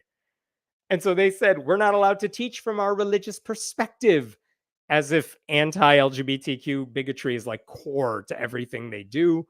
They said the law was not generally applicable since it didn't apply to every school. Like there was a lot of legalese here, but basically they said if the Supreme Court said they could have the money, they deserve to have the money. In response to that lawsuit, like the main elected officials were just not having it. This is an article from the Bangor Daily News in March of 2023. Maine Attorney General Aaron Fry said that religious schools that do not want to abide by the Maine human rights should not seek public funding. If abiding by this state law is unacceptable to the plaintiffs, they are free to forego taxpayer funding. Love it. Just saying like, whatever, I don't care. It's their choice to be bigots. And so let me update you on what's happening with this lawsuit that was filed last year. This past February, a U.S. District Court judge basically shot down the lawsuit. He said the church isn't going to win on the merits. There's nothing to see here. You're not going to win. Go away. Like there's nothing anti-religious about non-discrimination laws that apply to everybody. And more importantly, the judge said, those laws regulate conduct, not beliefs. No one is asking those Christian schools to accept trans identities. No one's asking them to accept, like, to love gay couples or anything like that. But if you tell a family with a trans person in it that they can't enroll in your school, that's conduct. That's discrimination. You can't do that. If you tell a child whose parents are married and of the same sex that that child cannot attend your school, you are now violating the state's anti-discrimination laws. So they're not worried about your beliefs. No one's interfering with your sincerely held beliefs. It's when you act on those beliefs in a bigoted way, yeah, they can come after you. So the judge tossed out the lawsuit. And now the reason I bring all this up is because this week, the same Christian school, the church behind the school, they have filed another appeal. They just filed an appeal with the help of the conservative group First Liberty Institute. And what they say is that the non-discrimination law violates their free exercise and free speech clauses in Maine's law in the First Amendment, as if, discriminating, not being able to discriminate hinders our ability to be Christian. And I love this line in the lawsuit. Excluding Bangor Christian schools from the tuitioning program is a feature of the amended statute, not a bug. Like, they passed this anti-discrimination law specifically to target us. And it's like, buddy, all they said is don't be an asshole. And you're like, what? Why would you target us? It's like, they didn't mention you. You're the one that connected those dots. Maybe you're the problem here. So anyway, you will never see a lawsuit like this where Christian groups say, we demanded the right to feed the hungry because that is what our faith calls for. It's never like that. It's always, we really hate certain groups, and how dare you not let us do that? So I will say that a similar appeal against the ruling, another religious group has also appealed it. That is from the Catholic Diocese of Portland. They say they want the ability to discriminate as well while getting taxpayer dollars.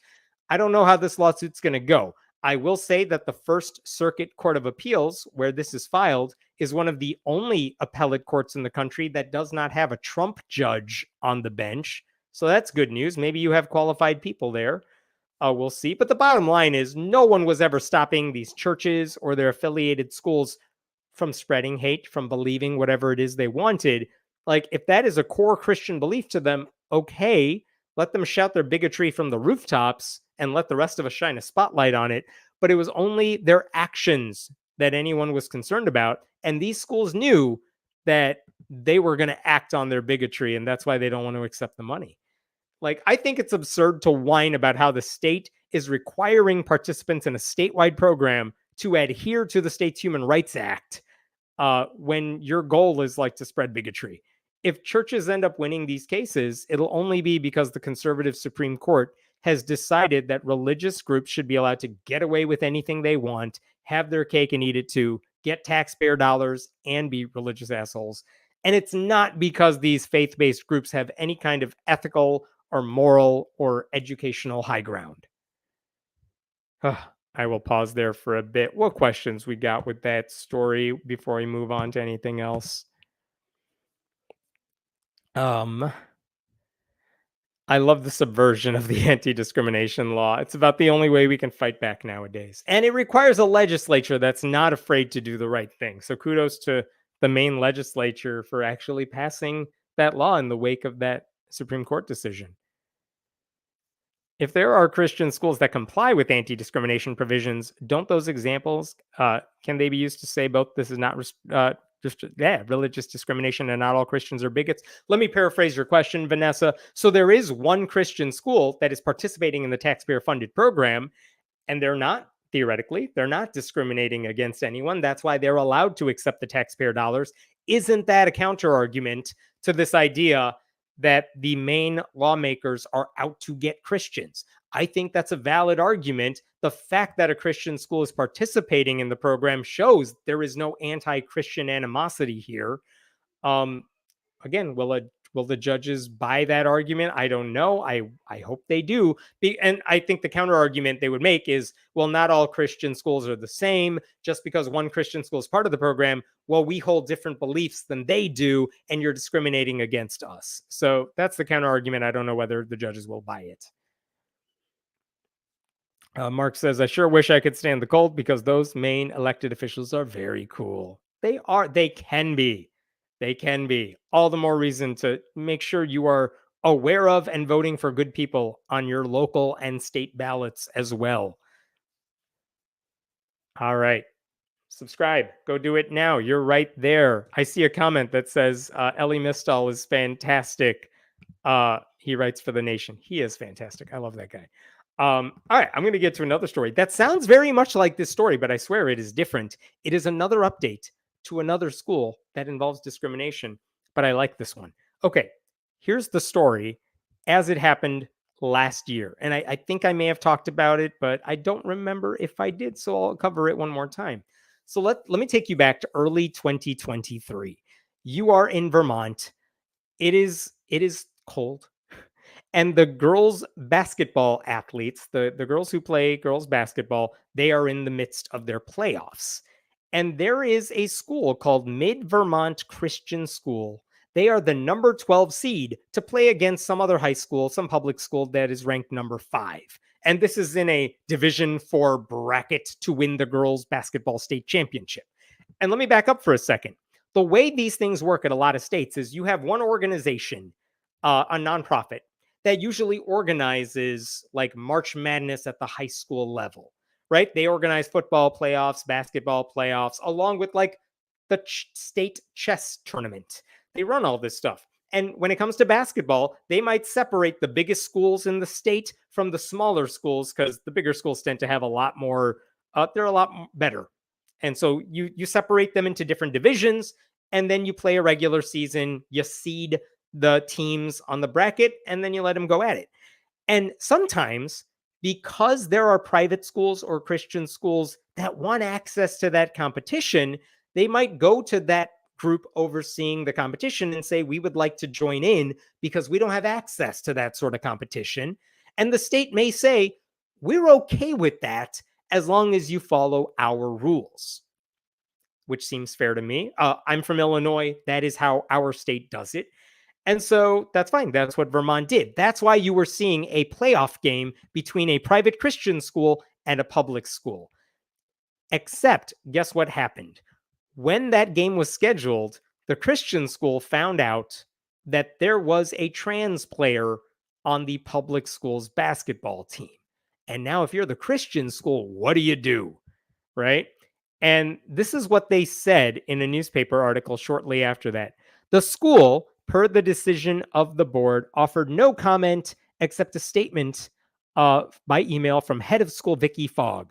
We withdrew from the tournament because we believe playing against an opponent with a biological male jeopardizes the fairness of the game and the safety of our players. Allowing biological males to participate in women's sports sets a bad precedent for the future of women's sports in general. Okay, so they forfeited the game. Okay, why? Because there was a trans athlete on the other team, and then they misgendered this girl. Listen, they never said in that statement how it would impact the safety of their players. She didn't say how the game would be unfair. Like so many right-wing bigots, along with, atheists who have become very horrible people. She basically used buzzwords so she wouldn't have to go into details. Research has shown that there is no consistent evidence that trans people have a competitive advantage in women's sports. All right. And more importantly, this is high school. It's not even like a basketball powerhouse. This is friggin' Vermont high school Division 4 girls basketball. Like, it was meant to be fun. It's intended to celebrate the journey more than the outcomes. And so for all the supposed concerns about the threat to women's sports, by forfeiting a playoff game, this Christian school denied all of their girls a chance to display their skills on the court and denied the other team an opportunity to play as well, at least for one game. And by the way, for all this talk about like, well, the other team had a competitive advantage, let me show you the bracket. Okay? Here's the bracket of that tournament. Okay, let me go down here to the bottom left. You could see Long Trail versus Mid Vermont Christian, 5th seed against the number 12 seed. The final score was 1-0. Why? Because they forfeited the game. So they just said, all right, we'll give Long Trail 1 point, and that's a win. But look at what happened in the next game when they played. Long Trail, the team that had a trans athlete on it, got demolished. Nearly twice as many points from the other team. So that was the end of their playoff run anyway. So like, I'm just saying, this team that had a trans player, it's not like they were undefeated all season. I think they had a 14-6 record going into the playoffs. So like, give it a rest that this team is like, oh no, they're unfairly competitive or whatever. So here's where it gets interesting, because after this Christian team forfeited the game, and right now you're thinking, all right, the Christian school lady who runs the school, she's a bigot, but whatever. They forfeited the game. Who cares? They're out of the tournament. That's what they deserve. They chose that path. Here's where it gets interesting.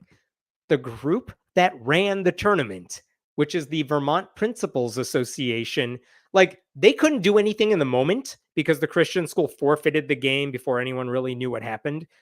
But a couple of days later, when they sat down to assess the situation, they said, well, we have an inclusive policy in our group. And this is what they told the local newspaper. The Vermont Principal Association's policy has been on the books since early 2021 that its prohibition of discrimination includes discrimination based on a student's actual or perceived sex and gender. Basically saying, well, we have a rule that says we don't discriminate against gay, lesbian, trans students.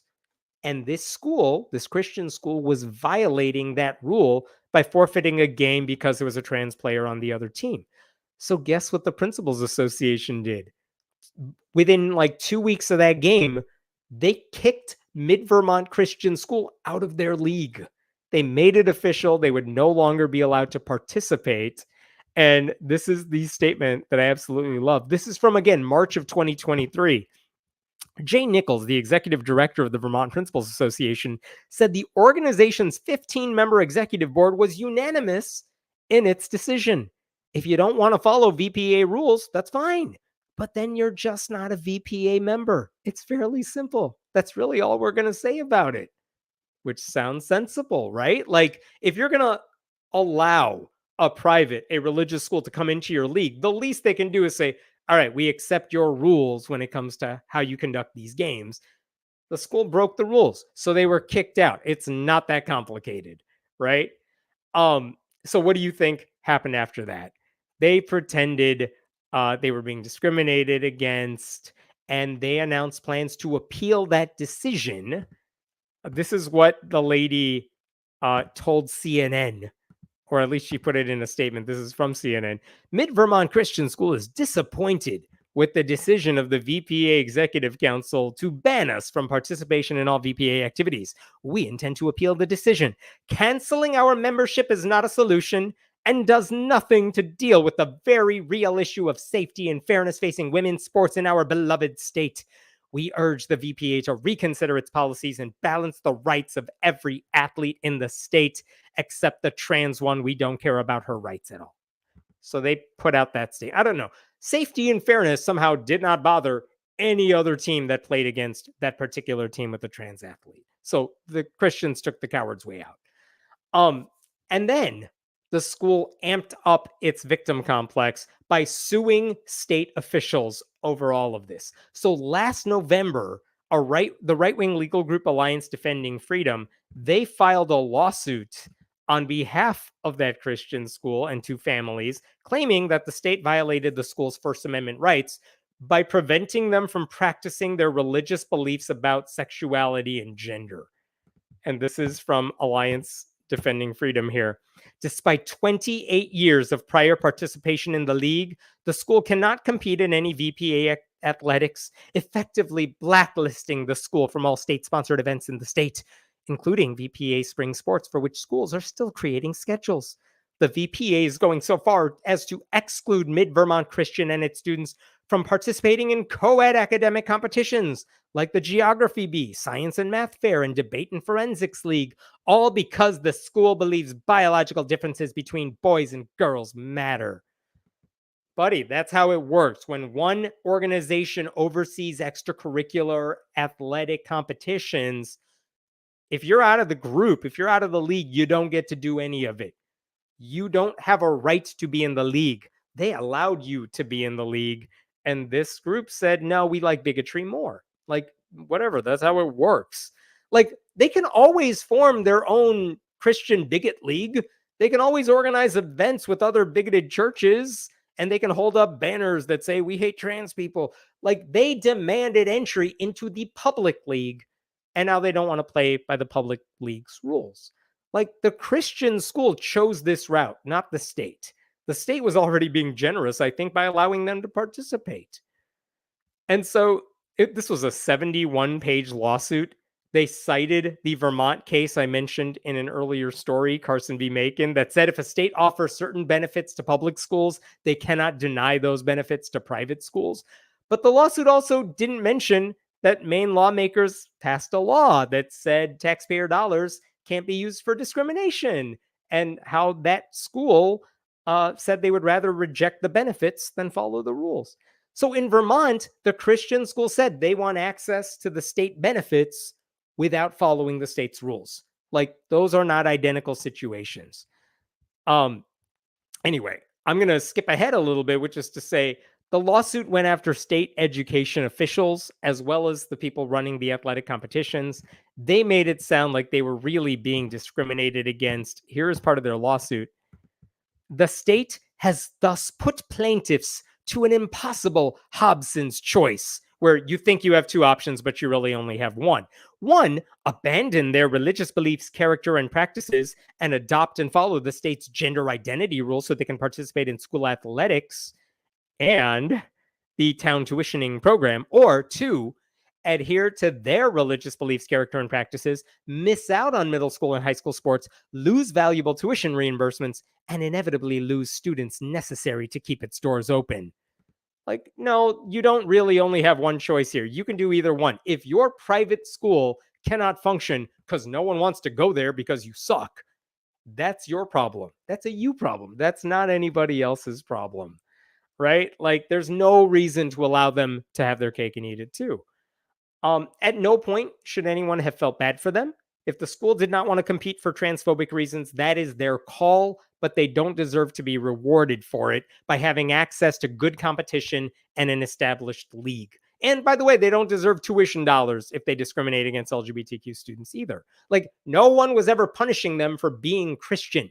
They were punished for refusing to adhere to non-discrimination rules that basically boil down to don't be a dick.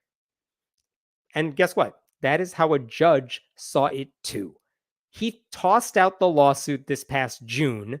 He dismissed the request for a preliminary injunction, basically saying Vermont officials are not targeting Christianity. They applied their rules fairly across the board. They were not singling out Christians in any way. If the Christian school wanted to forfeit games against teams with a trans athlete, the league has every right to kick them out. And the reason I bring all this up today is because I saw this headline recently. Check this out. After that judge tossed out the lawsuit, a Christian school appeals its ban on competing after it objected to a trans player. This is from September 5th, 2024. Mid-Vermont Christian School is now appealing this decision as well. All right. So they filed a brief with the Second Court of Appeals, and they're basically saying that their expulsion amounts to religious discrimination. They said that the league allows other teams to forfeit games without penalty. And then they cited, you know what example they cited? They said during COVID, when people were starting to reemerge and have games again, there were teams that had a student who had an exemption to wearing a mask for whatever religious reasons, medical reasons. And there were teams that said, we do not feel comfortable playing against a team that has a student who is not wearing a mask. I mean, this is basketball. People are sweating and breathing right next to each other. And the league allowed it. And there's this Christian school saying, you allowed those people to forfeit and they didn't get punished for it. Why are we allowed to? Well, how come we can't forfeit without getting punished? And of course, you can understand why these things are not analogous. They quit because it was a health hazard for their players in the past, not because, oh, we don't like that kid because he's doing something we don't like. It's not religious discrimination. It doesn't violate the anti-discrimination law to say, we're afraid of getting COVID and this is a health hazard, so we're not going to play the game. It's not the same thing. But look at how they put it in a very fancy way in their appeal, that the VPA has only applied its newfound forfeiting a game justifies expulsion policy to religious schools that cannot compete against males who identify as female is reason to suspect that the object of the VPA's enforcement is to target those beliefs and to exclude those who maintain them. They're saying, oh, your new rules only go after people like us. And Vermont's like, no, our rules go against bigots. And the Christians are like, that's what we said. It's like, do you understand that's a cell phone? Again, look, I don't know how this lawsuit's going to end. I don't know whether an appellate court is going to agree with these arguments. But the argument that Mid-Vermont would be eligible to participate in this league if they were not Christian, that is bullshit. They were never kicked out for being Christian. They were kicked out for being discrimination. And the law is already clear that that is unacceptable. And I think it's important to point out that lost in the shuffle here are all the athletes and all the actors and the speech kids and the other chess players and mathletes and everybody at that Christian school who are now deprived of the opportunity to showcase their skills and earn possible scholarships. Why? Because the people running their school decided to prioritize hate over competition. Like, these administrators do not care about the children. They took their Christian hatred out on an athlete on another team because she didn't fit into their rigid gender molds. Like, no one should be shocked that their selfish actions now affect their own students. Like, the school chose this path. They should accept the consequences for it. I hope the appellate court tosses this lawsuit as well, because the school deserves to not have access to that league. It's as simple as that. All right, I'm going to stop there with this story. What other questions we have here? Oh, thank you for that donation. Funny how quiet some folks are about women's sport when there's no controversy. Yeah. My favorite thing about all those people who rail against trans athletes is they always say they're doing it in the name of women's sports. They don't know the first thing about women's sports. Like, quick, name 5 WNBA teams. Who are the high scorers? Who's going to win the championship this year? Like, they don't know. They don't care. They made fun of the U.S. women's national soccer team when they were like losing games because Megan Rapinoe's an outspoken liberal. Like, these people do not care about women's sports, period. But they love saying that, oh, well, trans athletes ruin women's sports, which is a thing we totally love. No, I don't get it. Thanks, Lady Merlin. I just saw about HR 736, and that is concerning as the author of the bill uses Christian nationalist rhetoric to support the bill. I will be honest, I don't know which resolution you are referring to with that, but I'm not surprised that someone's using Christian nationalist rhetoric. So get back to me with the specific. I want to know which bill that is. Hey, congrats on being a YouTube member. I appreciate that. You all can become members by clicking somewhere down here, I am told. I feel bad for the kids who can't participate because of stupid adults. I agree. Competition is so important, and it's fun, and it's how you make so many awesome connections. And honestly, for most students, that's the way they get to pursue their passions, because they're not nearly as excited about like history class. But if you tell them you get to compete in whatever it is, athletic, non-athletic, those kids really come out of their shells. It's great. So yeah, I feel really bad for them, but whatever. Their parents chose to send them to a bad school. What do you expect? You have a right to discriminate, but not be discriminated against? Yeah, no, not how it works. I know, right? They can discriminate all they want, but they don't get to pretend like there are no consequences for that in the public school system. I'm going to jump to this one. I'll come back to that. HR 736 is the out trans kids to their parents bill. Yikes. That's always scary. I mean, I know this is not an original thought, but I've heard this from some right-wing parents. Like, why would my kid like go by a different name at school? And why would the school be okay with that? I, as a parent, should know. Like, buddy, if your kid is not telling you that they are trans or they want to go by a different name or whatever is going on, maybe there's a reason for that. It's you. You're the problem. So it doesn't surprise me that a bill that would force schools to out trans kids to their parents would be written by a Christian nationalist. What was that other question? How much you want to bet that the school is running fundraisers and begging for money from the students' families to pay for their law team? I mean, I wouldn't be surprised. I'm sure they are running fundraisers saying we're victims. You got to give us money, give us tuition dollars. Pay for our lawyers. The lawyers they don't need to pay for. That's how those nonprofits work. But still, I'm sure they're fundraising off of it in some way.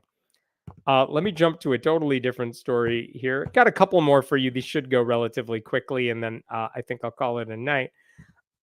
You know, Christian nationalism is dangerous, right? Like, what is Christian nationalism? It's this mistaken idea that America is rooted in conservative style Christianity, and the government has to make sure it stays that way. And it encourages Republicans to support policies like abortion bans and forcing religion in schools that are not just bad for the country, but also backed by the most hardcore extremist segments of their base. And there have been some polls taken on this. Here's one from the Pew Research Center from 2022, for example. And just look at the top line here. Look at the question. Do you think the US should be a Christian nation? And they didn't define it. They just asked people that question. And the answer was 45% of people said, yes, we should be a Christian nation, which is scary to think about. And do you think the founders of America originally intended for the US to be a Christian nation? 60% of Americans said yes. Those are scary numbers. There's a lot of education we need to do about Christian nationalism and all that. But a lot of people do believe this theory.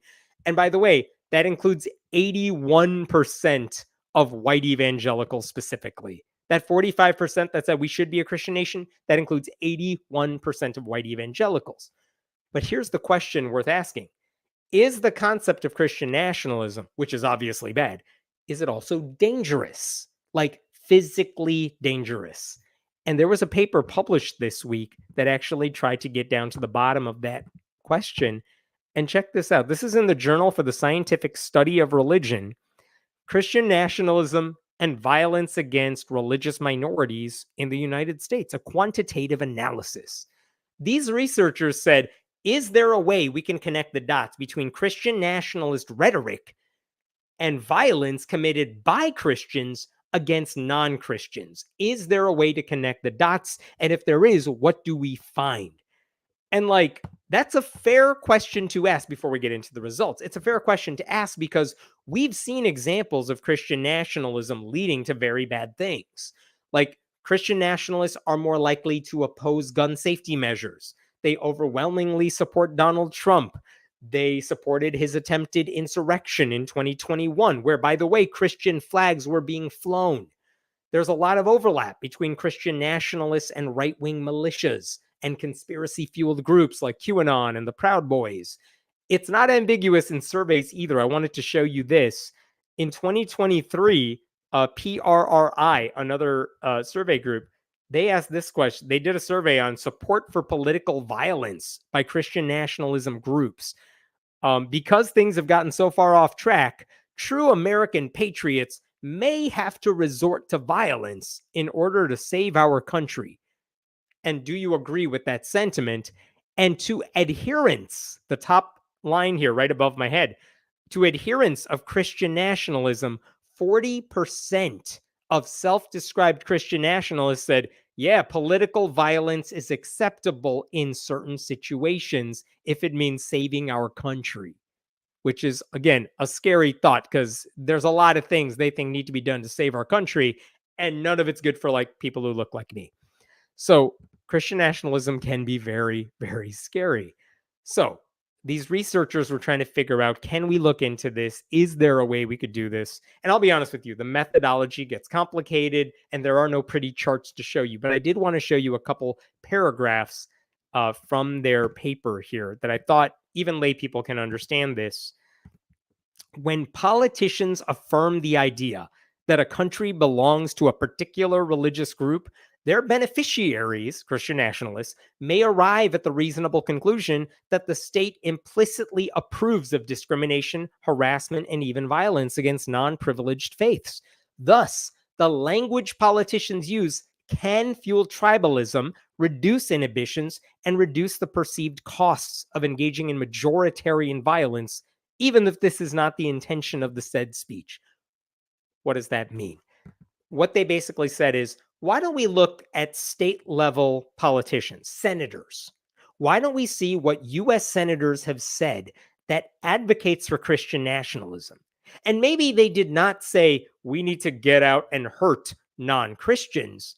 But when they say this is a country made by Christians, it's for Christians, it's a Christian nation, that sends a signal to Christian nationalists that it's kind of okay to do bad things to non-Christians. And they were wondering if in states where senators say more of that stuff, do you see more violence by Christians against non-Christians. And again, that doesn't mean those politicians advocated violence. It just means they were promoting Christian nationalist rhetoric, right? And again, what they said is, we know what the demographics look like. Given present trends, Christians will no longer enjoy unquestioned social and political supremacy in the future. That's true. We know there is a growing number of non-religious Americans, right? Like evangelical Christians are decreasing in number. Mainline Christians are decreasing in number. And at some point, like right now, we are seeing a time when there are more non-religious Americans than any other group. But at the same time, Christian nationalists have a lot of political power and they don't want to lose it because they know it's going away. So they're going over and above and beyond to try to salvage whatever they can. Everyone from like the neo-Nazi Nick Fuentes to evangelical preacher James Dobson have said to their followers that the changing religious demographics in the country will take us down if we don't deal with it. That's from James Dobson, by the way, not Fuentes. The researchers also pointed to the mass shooting that took place in El Paso, Texas in 2019, where the shooter echoed Trump's anti-immigrant rhetoric.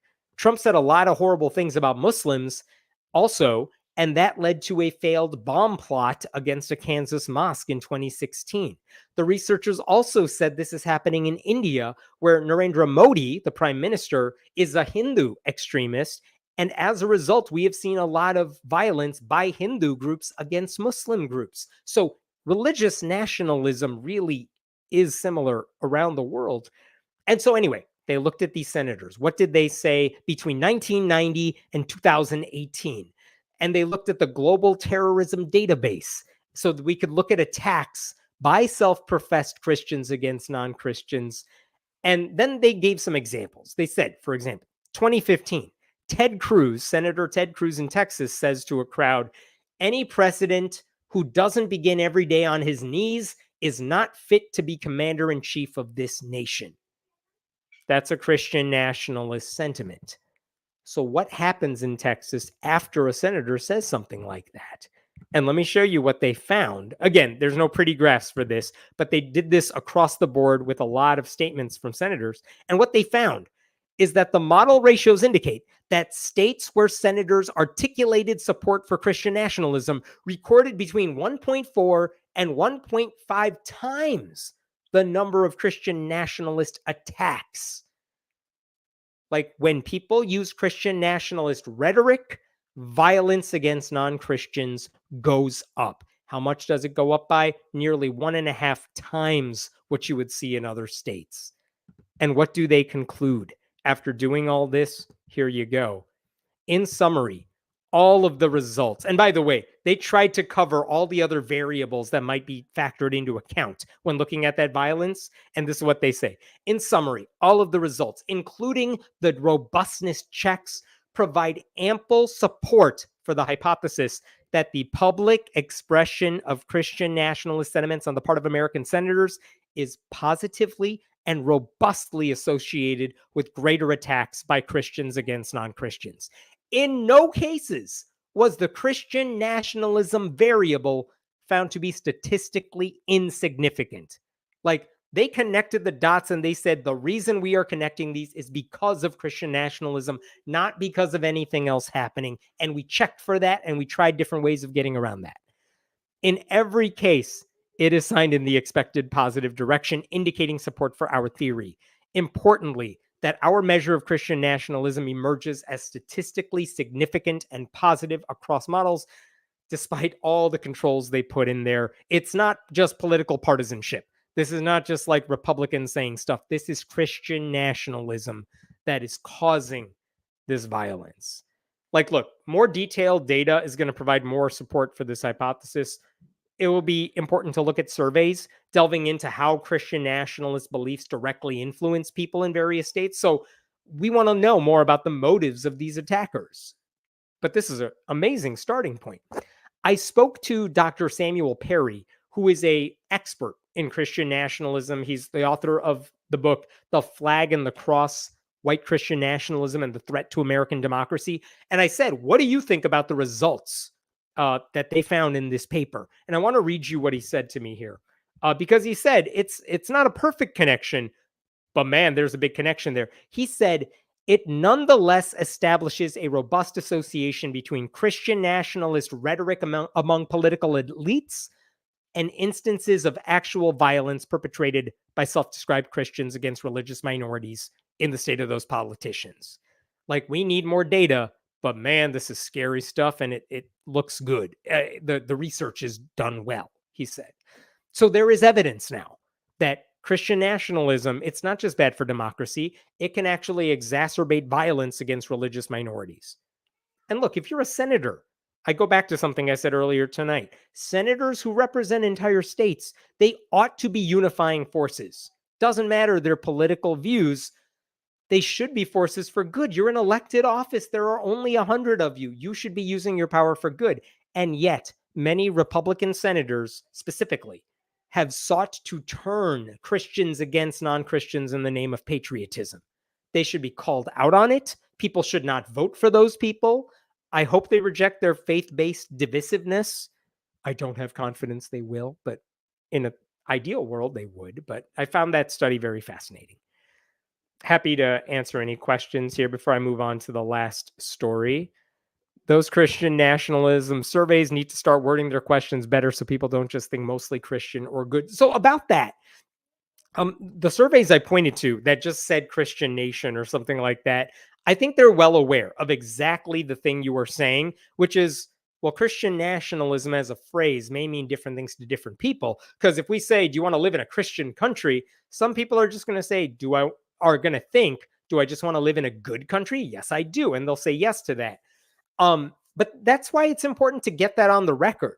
Yes, there are people who just think Christianity is synonymous with good, which is why in that survey in particular, they asked that question, but then they also dug deeper to talk about what does that actually mean in practice? Like, do you think non-Christians should be allowed to hold public office and what? I'm not getting into all those stats right now, but they did actually dig deeper into what that means. And then we can actually see the difference between people who think Christianity just means good and people who understand the ramifications of Christian nationalism. Fascinating stuff. If the founding fathers defined the USA as a Christian nation, their Christianity was in fact a lot different back then because of countless editings and alterations. That's right. I've said this before. This is why the David Barton theories of like the founding fathers were Christians and they wanted it this way, that doesn't really hold much water, because I promise you the Christianity of someone like George Washington or someone like that is very different from like the Christianity of insert televangelist here. Even Donald Trump, the type of Christianity he pretends to practice is very different from anything the founders would have done. So yeah, it's true. Like, even if you want to say some of those founders were Christian, you can't just leave it at that. You got to explain what that means. Thanks, Carla. What are your thoughts on the possibility of violence when Trump loses? Oh, man. I'm hopeful he'll lose. I am concerned about it, but I will say I was also more concerned in 2020 when Biden won, because that came a few days after Election Day and until January 6th. Like, immediately after the election, that violence was not there. We didn't see it until January 6th. I think if it kind of depends on how much Kamala Harris, if she wins, how much she wins by and where she wins in certain states. Like, I wish I could answer your question. I fear that it's too early to tell. I will say, though, that the fact that we have to ask that question, it tells you a lot about the moral depravity of so many white evangelicals, that they just don't care about violence in the name of Trumpism. Like, they're totally fine with it. They saw what happened 4 years ago. They're not bothered by it now. They're not bothered by anything he's doing today, anything he says these days, no matter how his debate performance goes. None of it phases them. They just don't care. I think that's a bigger concern for me, how so many Americans could just not give a shit about any of that, that they're willing to vote for this dude anyway. That is a scarier thought to me than what a handful of people might do if he loses. Honestly, maybe the one thing that makes me less fearful is that the people who committed acts of violence on January 6th or whatever, Many of them have been punished. They have gone to jail. They have faced the consequences. And I don't think a lot of people are willing to take a hit like that for Trump if he loses. It's not like he's going to defend them at that point. Cool. I got one last. You sign up here. I got one last story for you, and then I'll call it a night. I know it's running long. This should be a relatively quick story, but check this out. There was a man in Monroe County, Mississippi, and recently he was arrested on charges involving drugs and weapons. And fine, good, I guess. Like, that makes sense. You should arrest someone like that. What I found interesting is when the local sheriff posted about the arrest on Facebook, I don't know if he wanted to like take a victory lap or something. It included a really long personal message with a broader statement about drugs. Let me share this with you here. This is from the official Monroe County, Mississippi Sheriff's Department. And they talk about this guy getting arrested and his bond is set. And they're telling you what he got arrested for. And here's the sheriff speaking up. I admit I'm a little bit frustrated with this particular situation, blah, blah, blah, because this has been going on for years. This guy has been dealing with drugs for years. He's been arrested for anyway. This guy's been in trouble before. I can't believe we have to deal with him again. I wish he got help he needed. And then look at this. When I came into office in 2020, we inherited a meth epidemic in this county. I asked my head of narcotics at that time about the number of people he estimated to be on meth out of our 36,000 citizens. He said firmly, about 10,000. I admit I did not believe him. It could not have gotten that bad. Now, after 5 years in office, I am seeing what he was seeing. All right, fine, so be it. Now what does he say? I don't know what the answer is, y'all. Other than that, we all truly find Jesus. But we have got to get tougher sentences on those who are making their living selling this stuff to our family members. End of rant. Have a blessed and safe week. Like, what? No, wait. I was kind of with this guy when he said, wow, I didn't think our drug problem in this county was that big, but apparently it really is that big. What's the solution? Sure, we could try to address the drug crisis, but instead, you know what we need, everybody, in Mississippi? We need more Jesus. That would be the solution. If only we could give a bigger dose of Jesus to these people, everything would be okay.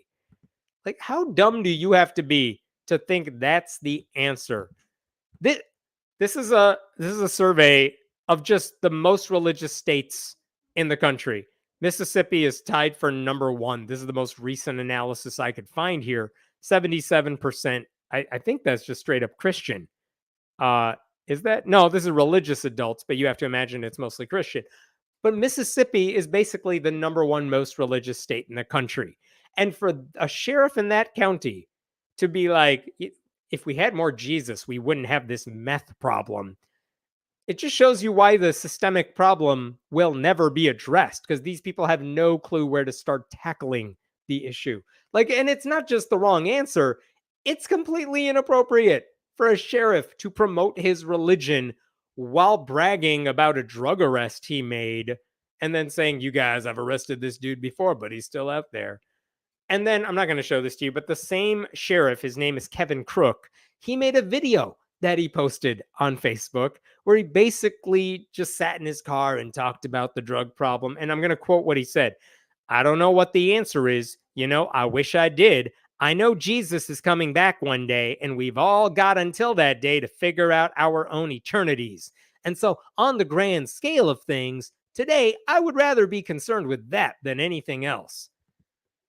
And that is also disturbing, because why is the sheriff worried more about where my soul is going to go than the meth problem all around him? I feel like his priorities are in the wrong order. Like, he is totally entitled to his personal delusions, but why is he recording and posting that message from his sheriff's vehicle on the taxpayer's dime on like the sheriff's Facebook page? I don't get that. And now the Freedom from Religion has decided to send a letter to this dude.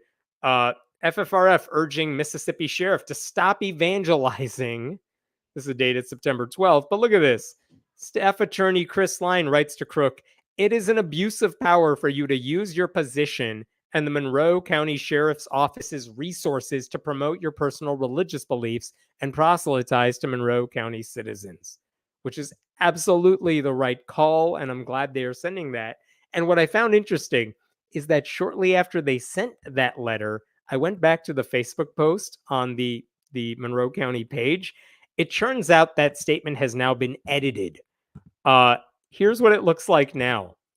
This is the full statement. It's the same URL and everything, but they edited it. And on Facebook, of course, you could check the edit history of any one post.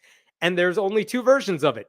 The first version I already showed you, and now this version. And as you could see, they basically removed the section saying the solution to this is more Jesus. Though we did include, like, right over there, have a blessed and safe week. That part they decided to keep, but they took out the direct call that we need more Jesus. He didn't mention it. There's no mention underneath the post of why they edited it, why they removed that section. But I feel like that's kind of a response. Like, they know they got caught. I don't know. Like, I don't know. It's not like any of this is new in this particular county. In fact, this sheriff is the same guy who was in the news. I made a video about this sometime last year. Monroe County, Mississippi is one of those counties that erected a like $240,000 giant Christian cross in their county. They have no money, but they raised the funds for that.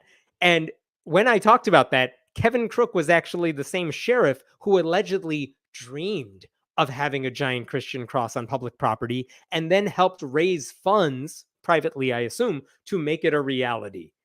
And if you actually go to the Monroe County Sheriff's Facebook page, this is one of the pictures they have posted on it. I want to show you this. That is a sheriff's vehicle just, casually in front of 3 crosses. Because why not? That's just a picture they put on their profile page. Because who's going to notice? It's Monroe County, Mississippi. That profile picture was there for the majority of 2022. If you look on the dates of when they have changed pictures. And the current Facebook page on their profile, I believe, this was changed in February, but it's this one. And you could see on this vehicle, it has the "In God We Trust" decal right on the camo. It's like, this is all they care about there in Monroe County. Like, I don't know. I'm not an expert in this stuff, but maybe if you were less focused on Jesus and more focused on getting people better jobs and affordable health care and greater opportunities and better rehab and mental health help, like, maybe they would be less likely to resort to drugs. Jesus hasn't been the answer, because if it was, Mississippi should be benefiting. They are not. I'll leave it at that. I think I am done. What questions do we have here?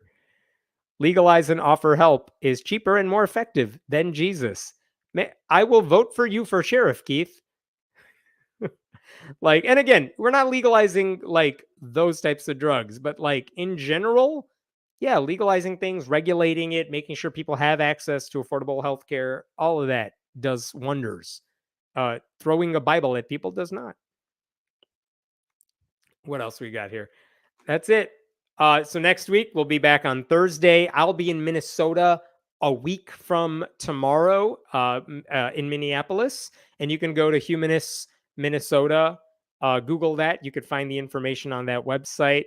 And thanks again for watching. Thank you, Den, for helping make this smoothly. Remember, you can support this channel by going to patreon.com/Hemant.